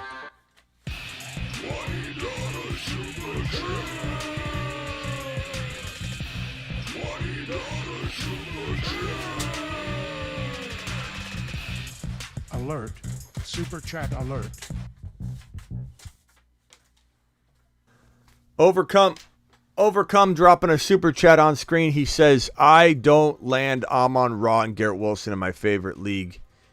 I don't land Amon. I'm coming here to Armed Forces or figuring out how to trade for the stack. Okay. Appreciate you overcoming. And I don't blame you. If I get the 10, 11, 12 pick in any draft, Garrett Wilson, Amon-Ra is probably my favorite 2 players to have if I could come away with that. So I'm in agreement with you. If you could get Bijan, obviously, but Bijan's not falling to like 10 or anything like that. But I love that duel. I love it. Garrett Wilson, Amon-Ra. We almost pulled off the Barkley and Garrett Wilson. But I would have been just as happy with Garrett Wilson, Amon-Ra, to be honest. Like, I would have been just as happy. I just think that the way we're building this team, it feels so good. It just feels like it's balanced. Everything's falling exactly where it needs to be. I just got a message from the group chat on this league, and it looks like 2 minutes in so far, and it's going to be a close race. He's going to try to wrap it up as quick as he can. It's DeAndre Hopkins, J.K. Dobbins, DeAndre Swift, Chris Godwin. So that's not good that Swift is in this. And Swift is in the second place of voting. So hopefully that changes. I mean, technically speaking, I don't know. We could swing in and cast a vote. No, I'm just kidding. Yeah, so 17 votes so far in just the first couple minutes. 17 votes for Swift, 15 votes for JK, 18 votes for Godwin, and 13 votes for Hopkins. Now, the good news is that Hopkins isn't going to get taken by this group so far. From what I can tell, it's going to be Chris Godwin and Swift. But there's going to be 2 more picks before we're up, and my guess is Hopkins goes, if I had to guess, inside those next 2 picks. But we'll see. I mean, it would be pretty crazy if we got Hopkins as our 3rd wide receiver. That'd be pretty solid. Yep. What is that poll? Is that for another channel? Like for another group? It's a Green Bay Packer page, actually. I brought him in because he's a good dude. He's got really good engagement, and I thought he could bring some good awareness to it. He actually won it last year too, which was cool. But he's very Packer oriented. But I don't know if he's drafted any Packers yet. Well, let me see what his team is. Let me pull it up real quick. I forget. His team is Aaron Jones. So his team is CeeDee Lamb, A.J. Brown, Aaron Jones, Najee, and then they're probably going with, it looks like, Godwin and Swift. So I'm not scared of their team this year. It's a good team. Good team. It's not better than ours. It's kind of funny. I just opened up Instagram, and top thing was Sports Center. It says players do not draft. DeAndre Hopkins, do not draft. Breece Hall, do not draft. Swift, do not draft. Like right That now. doesn't mean that. Yeah. That means nothing. Sometimes that's good. Sometimes that's good. Sometimes you want to see that. Yeah. Tell me not to draft Jalen Hurts again. Spread the message. I have daily arguments with people, the same arguments over and over on fields. Sometimes it gets taxing, but Overcome, appreciate your $20 hauler, my man. Beast, come in here and let us know if you land both your players in your draft. I do want to know. You got to come in here and drop a missile on us and let us know. Appreciate everybody that super chatted so far. Let me see if there's any news that's out lingering since we've been live. I haven't been refreshing, actually. So there could be something sitting right under my nose. Hyatt, 23 point, what is this? Underdog rookies on the move in Best Ball Mania. This is for anybody who wants to draft with us on Thursday, Friday, Saturday, and sometimes Sunday. I've pinned the link in the live chat, I believe. I pinned it, didn't I? I don't know. Maybe I didn't pin it in the live chat yet. Let me pin the link real quick in the live chat. But on Underdog Fantasy, promo code Smitty, we draft Monday. Let's see. We draft Thursday through Saturday. Let me see if I can pin that link. Overcome, and thank you again for dropping that super chat, pal. Okay, here's the link. I'm going to pin it right now. Underdog Fantasy, promo code Smitty. Pinned it right now. If you guys want to draft with us on Underdog Thursday, Friday, Saturday, and sometimes Sunday going forward, we will be drafting on Underdog. And that, you can see the Underdog sign right there. Promo code Smitty. And this is an update from Underdog. It says Jalen Hyatt has moved up 23.3 spots since the last ADP update on the Best Ball Mania. Marvin Mims has moved up 13 spots. Laporta's moved up only 6. Kincaid's moved up only 5 spots. And Zay Flowers has moved up only 4.6. Let's talk about Zay for a second, because Zay Flowers, I took him off the Moon Man list, and I kind of regret it. Because everything I've said about him, everything I said about him when we made him a Moon Man, he kind of went dormant for a while. We started to potentially, I think, or at least I did, is Lamar really going to make him explosive his first year, or are we going to have to wait a little while on Zay?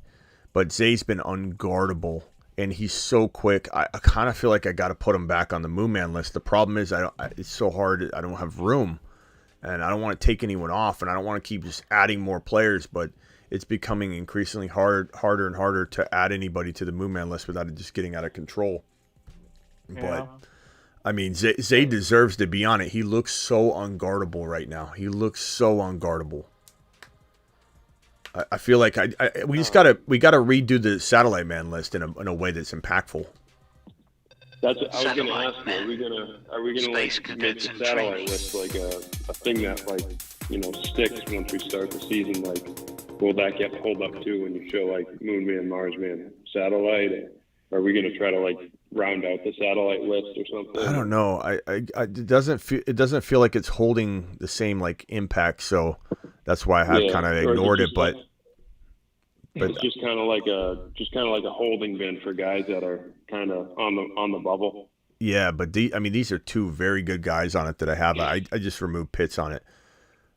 But Flowers, JSN, these are the two satellite men right now, and I think that they're just awesome. They're two very, very good players. Chris, you're live. Hey, Smitty, love the show. Show loves you back. I just wanted, thank you. I got my pick in redraft, and it was the 4th pick, and I just wanted to know, like, from the 4th slot, what would be like your ideal start? Because I think I kind of know what it is, but I kind of want to know what your ideal start would be from the 4th slot for. Yeah, so 4th slot for me is pretty easy. I go Bijan. I can go Kelsey there. And this is the one year where I think going Kelsey makes the most sense if you were to, because the running back and wide receiver pool is so deep. There's no dead zone. There's Pacheco's and Javantes and Kenneth Walker's and Gibbs for days, And the same thing with wide receiver. You got George Pickens and Dotson and those guys down in like 7 and 8. Like you can load up and still go Kelsey and be fine. But Bijan's the pick for me. If St. Brown or Garrett Wilson fell here, then I would obviously take them with your 2nd round pick. But for me, the go-to's been Olave, and I know that's early depending on the platform. So if you can get him in round 3, do that, and maybe go Pollard in round 2. The point is, the reason I go Olave there is if I can't get another wide receiver 1, he is the best wide receiver 1 disguised as a non-wide receiver 1 that I think exists in fantasy at that point in a draft. So if you think you can get that player in round 3, then by all means go running back. And then take Olave in round 3. But that could eliminate you getting Gibbs. So you could say, hey, instead of getting Pollard here and then Olave, maybe you like Gibbs, Bijan, and Olave. It just depends on, pick your poison. Like those are two very, very good. But that's kind of how I start, bro. And then Fields in 5, and this is gold. Like Bijan, Gibbs, Olave, Fields in 5. You can do whatever you want in 4. It's a smash. Burrow in 6. That was more or less like how I was thinking you were gonna take it. And you know what, Smitty? If I have a chance, bro, I'm not gonna let it pass me by. I'm gonna take Gibbs and Bijan and just let it ride, bro. Attaboy. I like it. You know, there's risk involved in anything. You know, there's risk involved in anything. Yeah. You just either, you know, button the pants up, put the boots on, and dig in, man. Yeah. All right. Appreciate it. You can stay on the phone if you want, Chris. You don't have to go yet. I got a super chat from Russian Collusion. Smitty, what are your thoughts on KJ Osborne being named number 2 over Addison?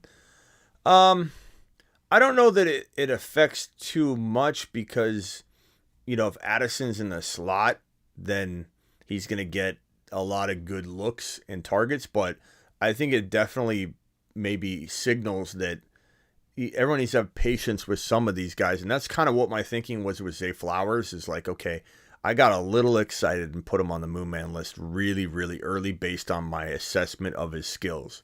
But sometimes situation doesn't parallel the skill level yet, and they need to meet up later in the year as a rookie wide receiver.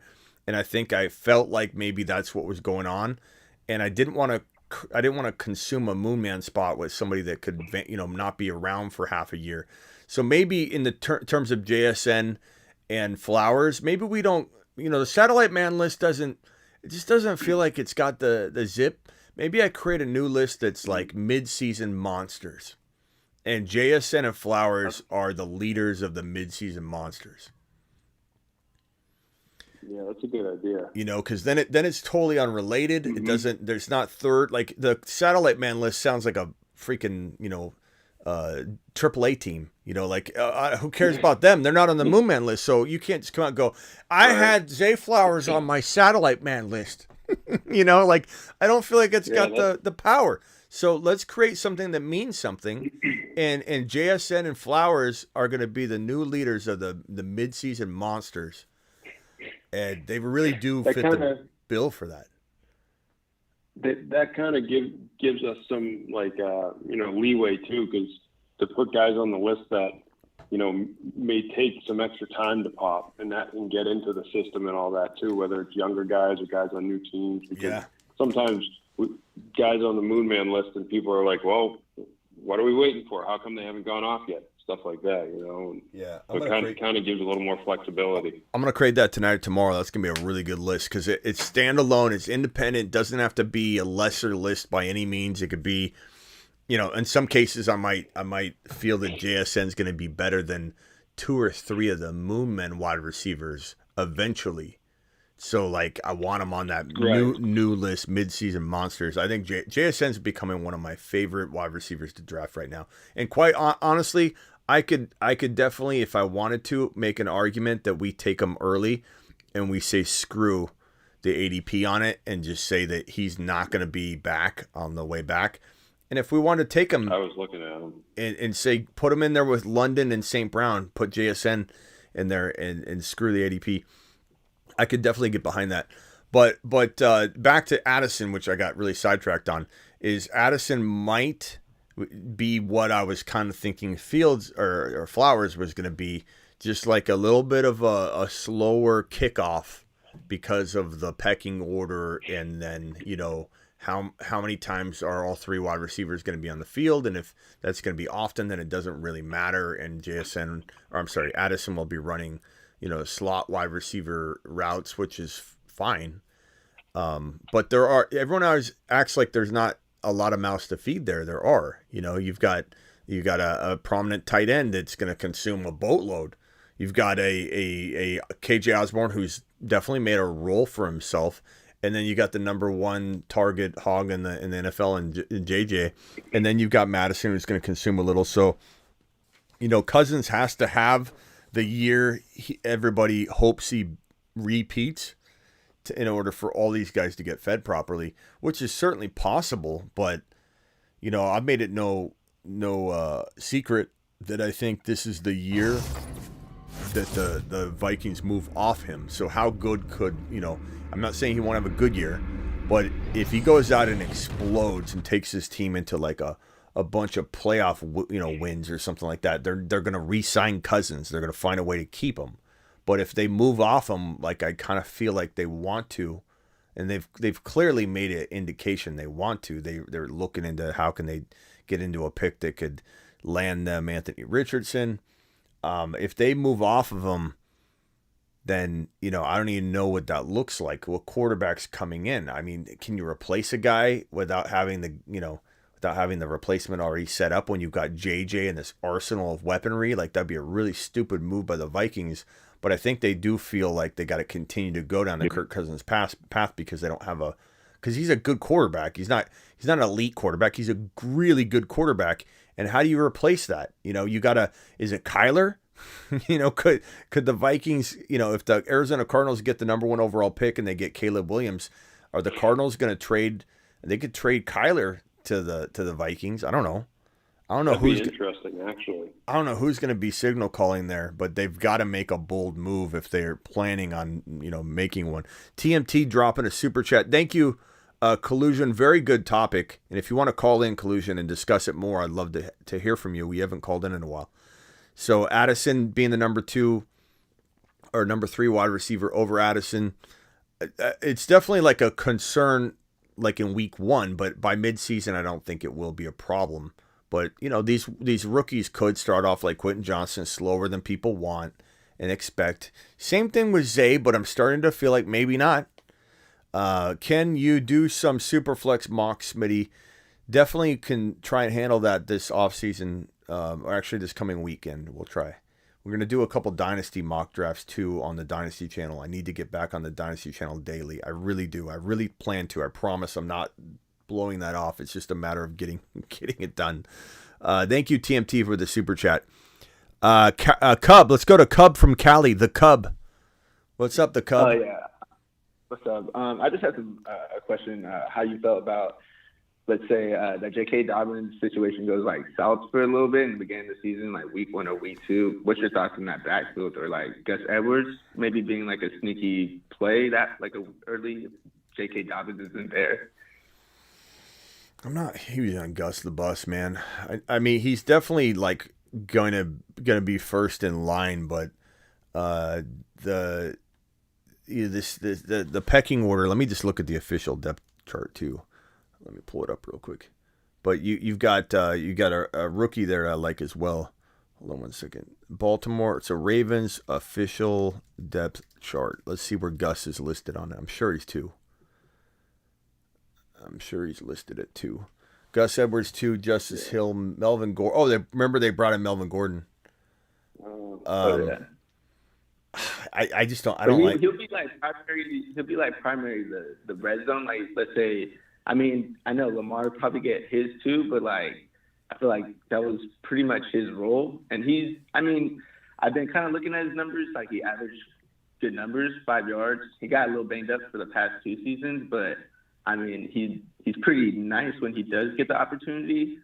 And maybe I'm just saying, like, if you think it would be like that, even Melvin Gordon, would he even be a part of that? Because I know if they still have Justin Hill, I think they like him too, my favorite runner on the roster is the rookie Keaton Mitchell. Okay. I like him the most, and he's free. I don't want to. Gus has been injured so many times. I'm not banking on Gus. JK's injury prone, and he's got obviously horrible decision making with the situation right now. Like, he's holding in, he's not showing up, he's running the risk of a higher injury concern now that he's injury prone, and he's holding out, or holding in. And the team said it's so complicated they don't know when he's going to be back. You don't say that about a player. Think of Diggs. When Diggs was going to not show up, remember day 1? What did the team say? It'll be fine. There was some question about it, like they don't know what's going on. But it was handled very, very HR like, But the team is literally going out of their way not to sugarcoat it, and they're like, we don't know. It's a complicated situation. We have no idea when he's going to be back with the team. So there's a big divide between JK and this organization and this coaching staff and this new system being implemented by Todd Monken, which JK's not a part of right now. They're rebuilding and reshaping the offense to a pass-heavy attack, mind you. They're not going to be as run-heavy. Maybe they'll still run a lot, but They're going a little bit more pass heavy, which is not good. He's not there to learn it, which is not good. And he's injury prone, which is not good. And holding out or holding in, however you want to look at it, is a higher likelihood of getting injury, which is not good. Like, if anybody doesn't see 15 red flags right in front of your face, I don't know what to tell you. But Gus Edwards is definitely a decent player that if he gets a chance, I mean, he's always been good when he's played. He's always looked really good when he plays. He's always been kind of fun to watch. He's maybe not an exciting player to draft, but like when he's in the lineup on the field, he's kind of a fun player to own. But I just don't know that I trust him, and I just don't know that I want anything to do with the backfield that's changing and maybe going to run less. And it's been a committee there for years. I know Munkin's different, but I don't know that he's got any plans of rolling JK out there on the solo. I really don't know. I don't know what he's thinking. JK's really screwing himself because he doesn't have a leg to stand on. He's not getting this big, and maybe he does. Maybe I'm wrong. Maybe he initiates some kind of 1 year adjusted fat, 1 year contract that they slap on his doorstep. I don't know. And maybe Jacobs ends up flipping the script on all of us, and the Raiders stupidly rescind their franchise tag offer because they want to free the money up and just move on. You don't want to play for us? Fine. Go do what you want. Like, the Raiders would be dumb enough to do that.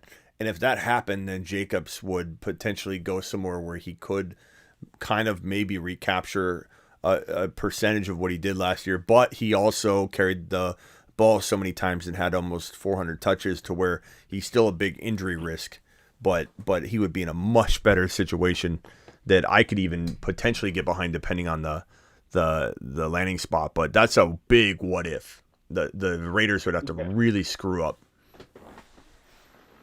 which is capable. I hear you. I was just trying to figure, because I feel like or just even how J.K. Dobbins, like, if he was healthy, people would buy into that backfield.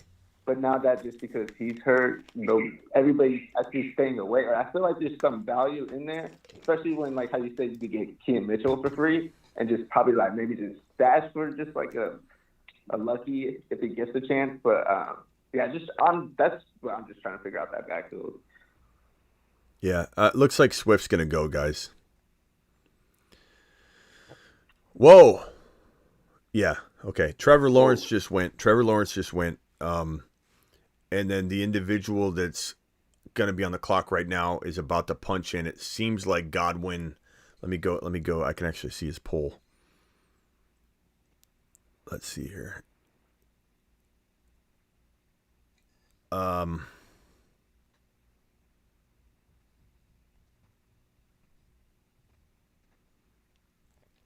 Oh, nope. It's going to be Hopkins and Swift. Damn it.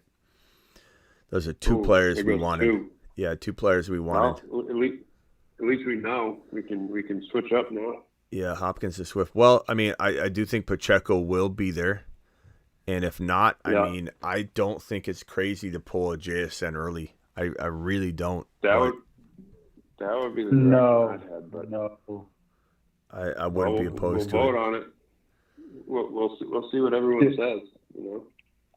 Pacheco would probably be the best move though, because the RBs are going to dry up and we could get a Dotson or a Pickens later. But I'm just saying I love JSN so much right now. But I think we go with Isaiah Pacheco. I really like Pacheco a lot. I say we do that. Do you think we're all right? Do you think we're all right waiting on tight end a few more rounds? Yeah, because I mean, you look at it, and not many have gone. And a lot of the guys we like are literally in the 115 range. Right. And we're drafting at 60 something right now, so we're really good on tight end. We can wait.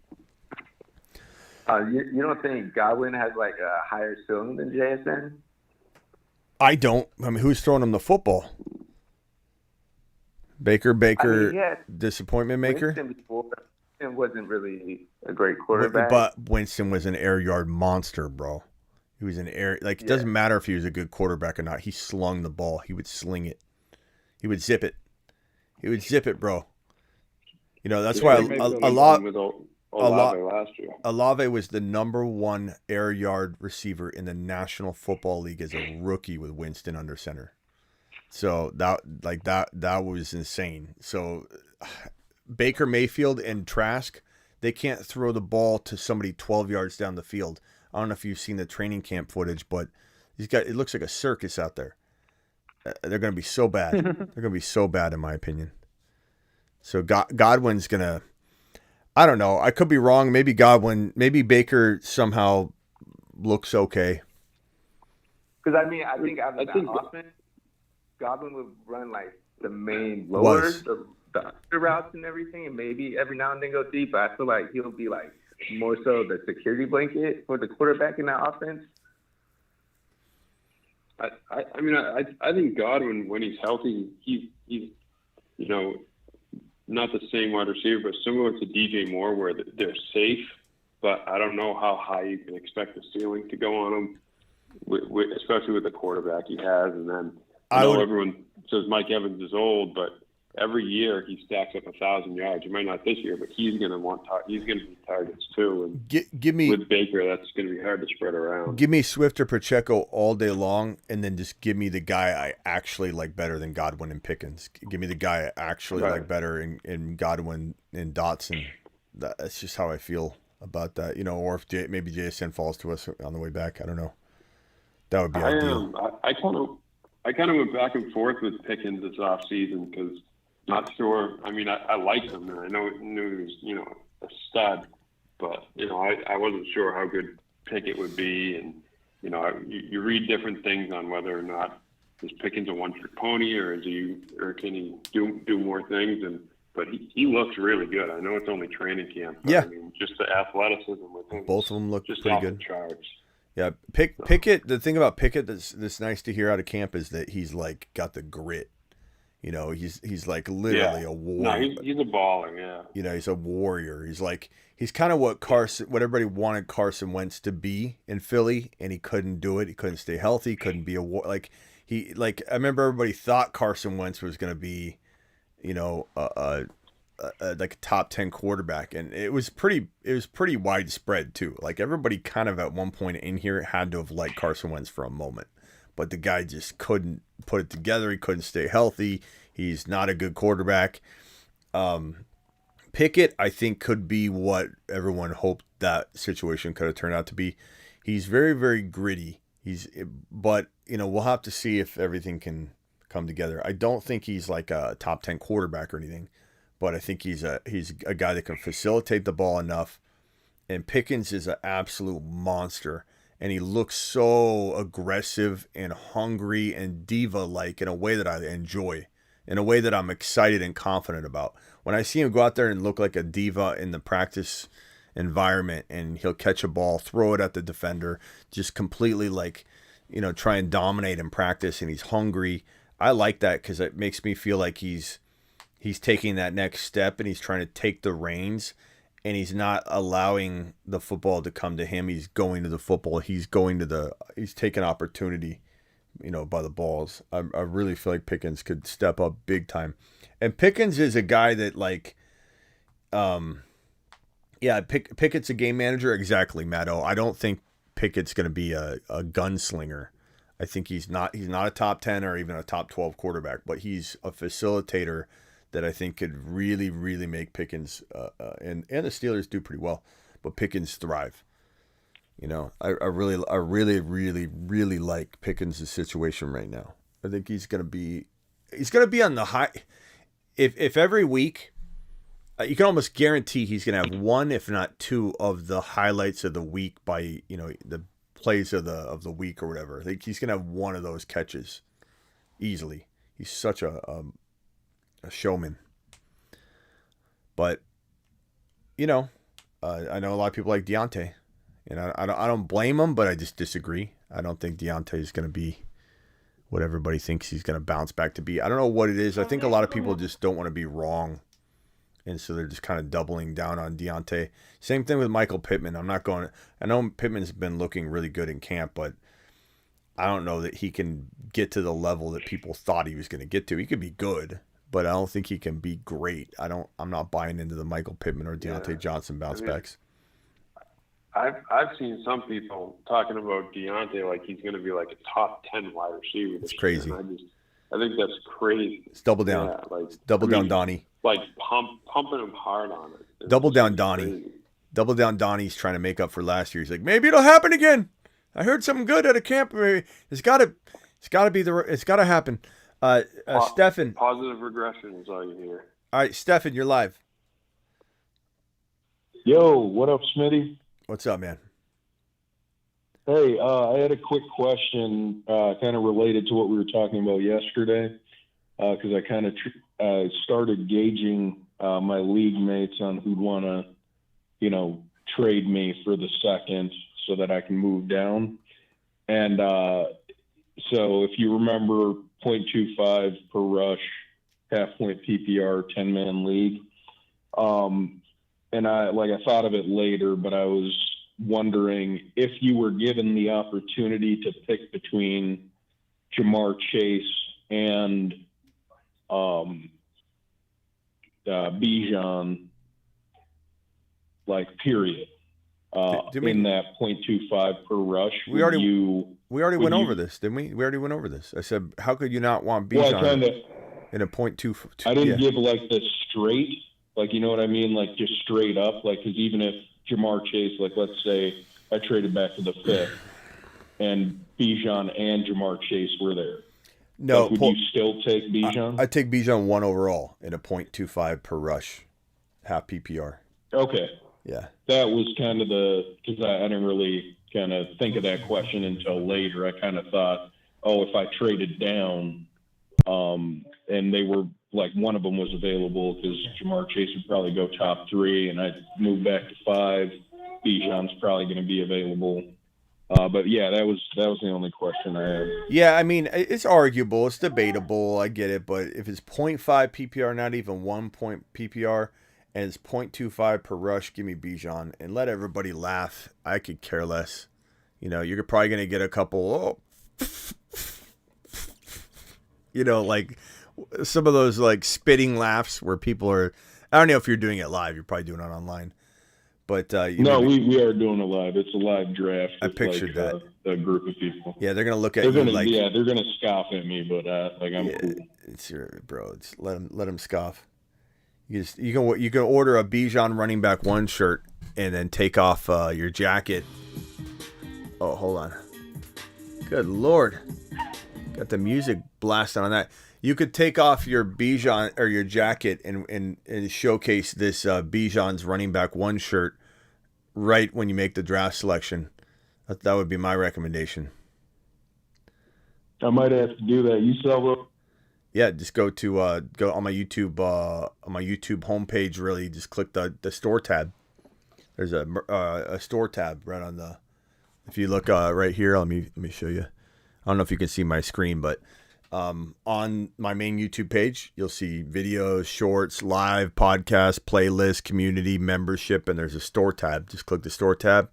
Get you a Bijan running back 1 shirt, pal, and just rip that off like Superman right after you make the selection. My draft is on the 19th. Do you think it would be to me by then? I don't know. You'll have to. It's drop ship, so you have to just take a look. I'm sure there's maybe a little bit of expediting shipping, but.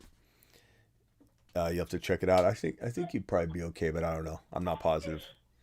I don't hand press them myself anymore. I hand that off to the drop shipping Steven. Drop shipping Donnie. All right, hey, hang tight real quickly. I'm gonna go on over to actually, I'm probably gonna go jump off here in a second. Let me cycle through the phone line here. Any final thoughts, Stefan, while I've got you there? Anything else? Before I kick you off the phone line? I just want to appreciate your show, and I got your rankings last night, or bottom last night, so I appreciate it. When's the last time you updated those? Because I saw your wide receiver rankings, and I saw Diggs was number 4, and I may have missed an episode, but I knew. Yeah, because of his little tantrum, you weren't that high on him early on. Yeah, rankings are tough because you gotta understand that you can do them 2 ways, okay? And there's a date that tells you when it's updated right above them. They're daily. They're updated 365. Sometimes I don't have to touch them for a day and a half or 2 days, or sometimes I touch them 5 times. I have to update the rankings constantly. But you gotta think about it from this perspective. How am I supposed to do and I'm just a rhetorical question, and it's nothing about what you're saying, but how am I supposed to do my rankings? Do I do my rankings based on how I see the players finishing, or do I do my rankings based on a nice guide, but then the supporting content helps you navigate it? And so over the 20 years, I've fluctuated toward one angle and another, and really came down to I can't just put rankings out that have Garrett Wilson or Bijan, Garrett Wilson. Sometimes I'll put Bijan 1, and I'll do that because I'm comfortable with you taking him number 1. So therefore I'll rank him number 1. If I think Gibbs is going to finish as the number 3 running back, I won't put Gibbs number 3 on my rankings, because then I have people going out and executing on that. Like, they literally take the rankings to the draft. They draft Gibbs as the 3rd running back, and everyone laughs laughs them out of the room. And then they come back to me and they're like, "Smitty, you were at Gibbs 3rd. I took him 3rd and I got laughed at." It's so rankings are a happy medium. They're not one or the other. They're kind of a mix of both. And my content, the bold predictions specifically, will tell you how to manipulate the general rankings that are sorted in a way that I don't want you taking Jacobs too high, so I will bump him down. I want you taking Bijan as the running back 1, so I'll have him running back 1. But then some of the things in between, the gray areas, my content supports it and tells you, how to look at it. So Diggs is going to be 4. Kind of because that was kind of my thought, is this kind of like rankings based on this is where they're, you can take them at their ADP. Like I said, a mix. It's a mix. It's a mix. It's a mix of that. It's a happy medium, because Bijan Robinson is not ranked anywhere number 1 at all. On my site, he is. But that's because I'm willing to tell you to take him there. I'm not willing to tell you to take, a lot of these wide receivers like St. Brown and Garrett Wilson over some of the wide receivers like Kupp and those guys, because you don't need to. So like I said, use the rankings as a general guide, but use the content to support when to reach or when to take advantage and let someone else take the guy ranked 4 in Diggs. Hold on, we got a $20 super chat. First of all, Don dropped a super good show, brother. Appreciate you, Don, for dropping that $2 holler on the screen. And then Vincent coming in with a $20 alert, super chat alert.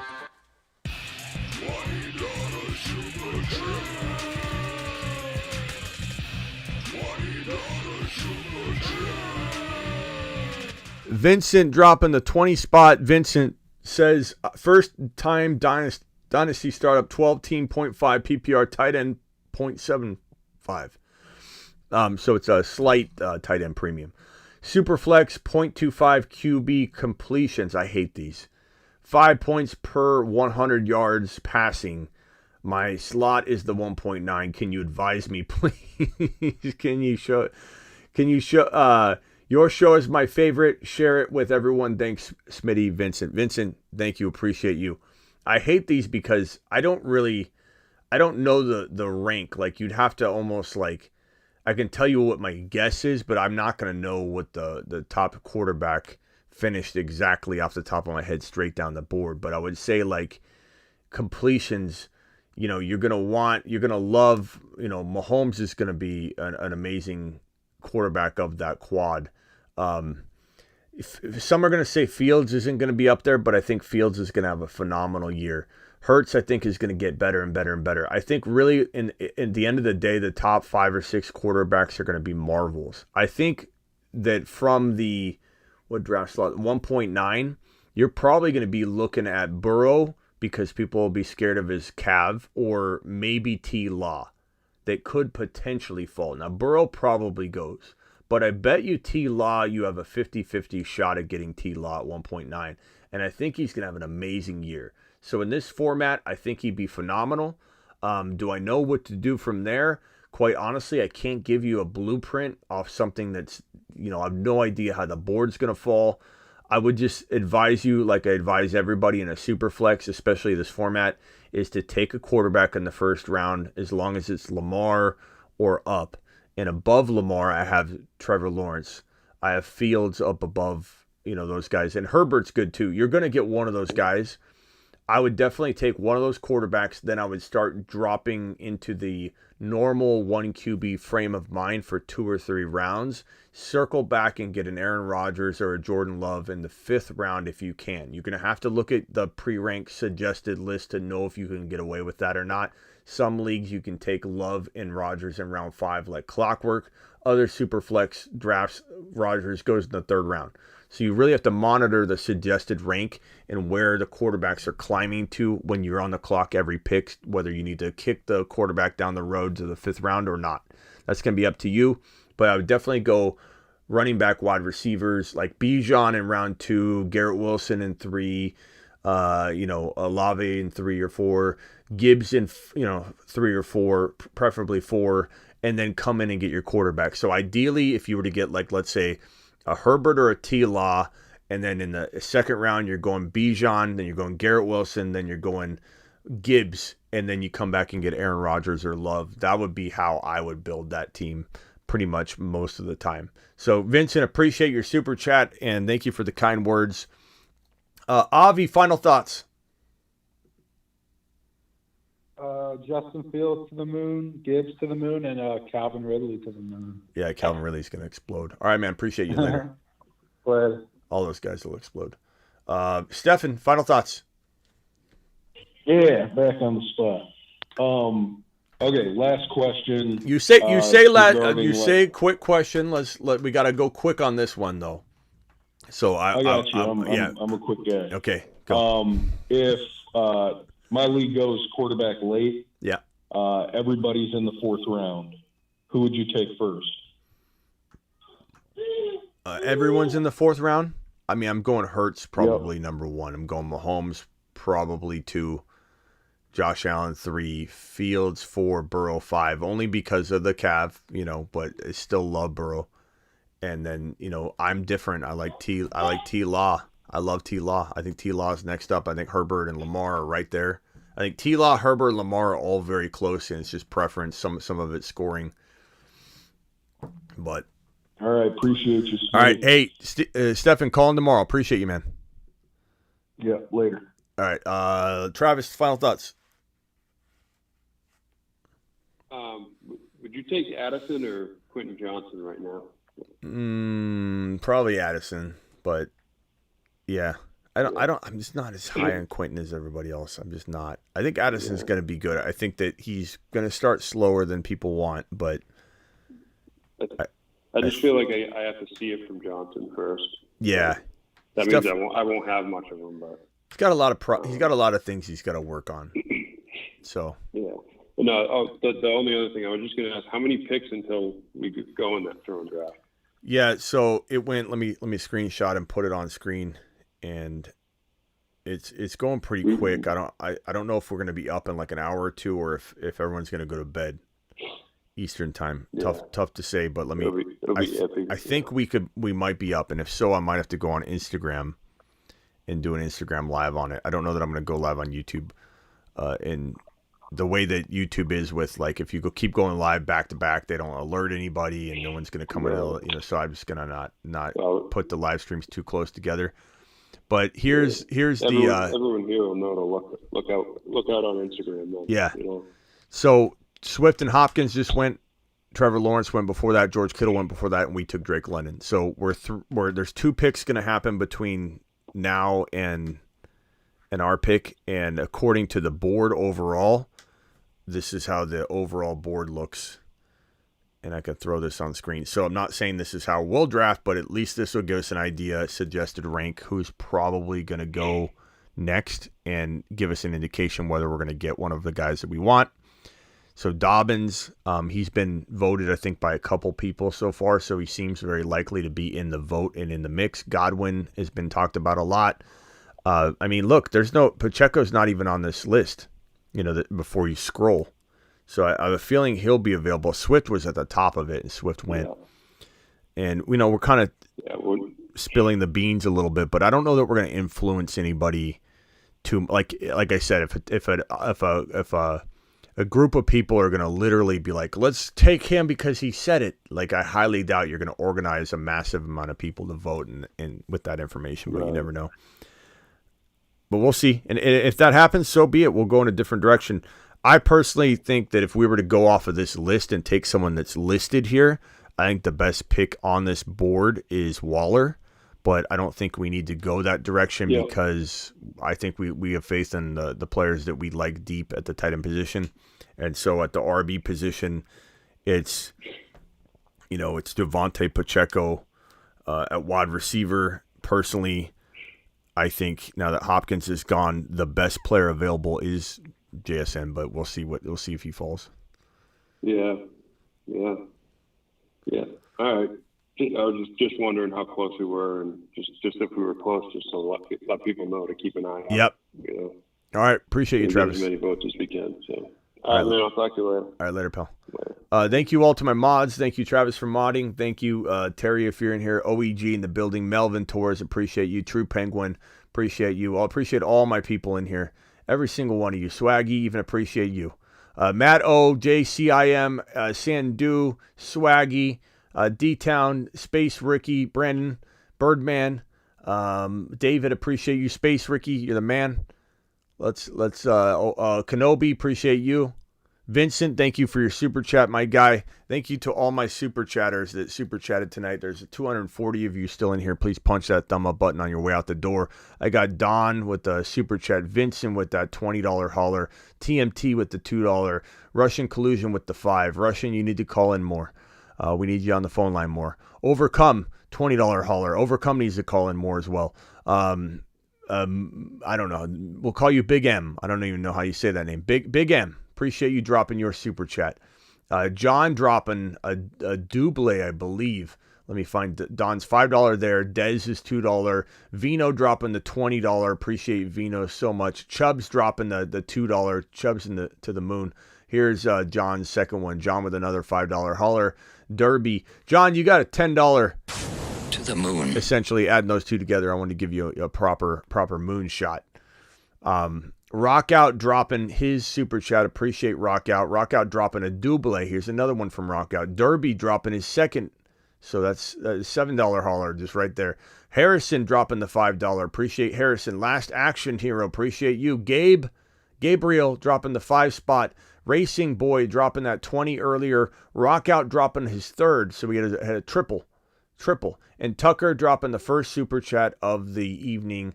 And that always gets a standing ovation. Let's go, mashed potatoes! And don't forget that we're naming the phone line after somebody. I believe we're going to say the highest super chatter of the month. So going forward, I don't know who it would be at this point. So we're just going to go highest super chatter of the month. Once we get a pretty large number, we know we can identify as the largest super chatter of the month. Right now, I'd have to say it's TMT. Call into the show. Call into the show. Presented by TNT. That sounds like the TV network, though. By follower TNT. Presented by TNT. We made it. we made it to the big time. We're on TNT. Follower TNT. And if I could find is he even in here? If I could find his chat message somewhere, I could put his avatar there. But since he dropped like $200 and something in gifted memberships the other day, I'm gonna put TNT as the sponsored phone line follower of the moment. So phone lines were brought to you today, presented to you by our follower, our good buddy TNT. Call into the show. Call into the show. So presented by TNT, not the network, but by the follower. Appreciate you for all those gifted memberships. So until somebody knocks him off, I think it was around, we'll call it the super chatter. Anybody drops something bigger than the, we'll start off with the go forward on that. So if someone did drop a 100 or whatever, that would probably take over that spot because TNT, actually, we keep TNT on there anyway, just out of respect for what he did with those gifted memberships. Maybe it's a gifted membership name on there and the super chatter. That's what we're going to do because we need to give respect to both of those equally because those are both amazing. So thank you, TNT. You're going to stay on there until somebody knocks you off, and then we'll reset it every month. Appreciate you all. Bella, check yourself. Lupo, appreciate you. Matthew, Dan Grimreacher, all of you. Angus dropping his usual super chat on the way out the door. That's what Angus does. Angus knows no different. And Angus, per usual, says, hey, Smitty, it's Angus. Appreciate you, Angus. You're the man, the myth, the legend. The man's name is Angus. Let's ride. Appreciate you all. Go get Chris Olave if you dare. If you dare. A top 5 wide receiver hides among the people. His cost of entry is near illegal. Few see him coming. Many stay away. His name is Chris Olave.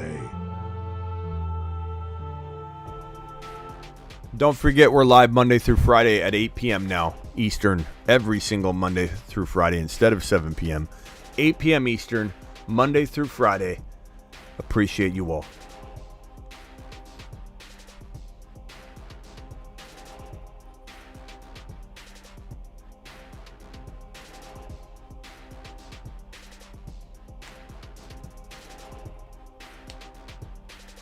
Later, Terry Roberts. Later, D-Town. Thank you for modding, Terry. Hazard, Slater, Torres, Space Ricky, JCIM.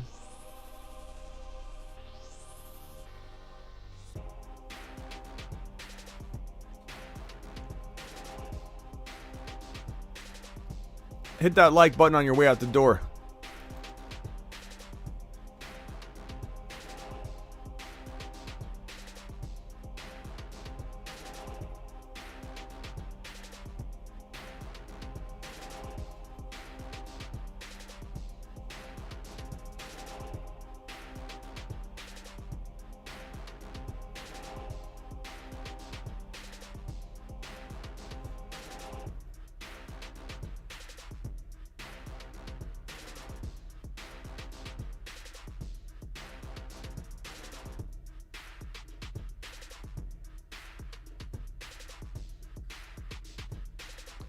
People are getting burrowed left and right, and people are going to remember it.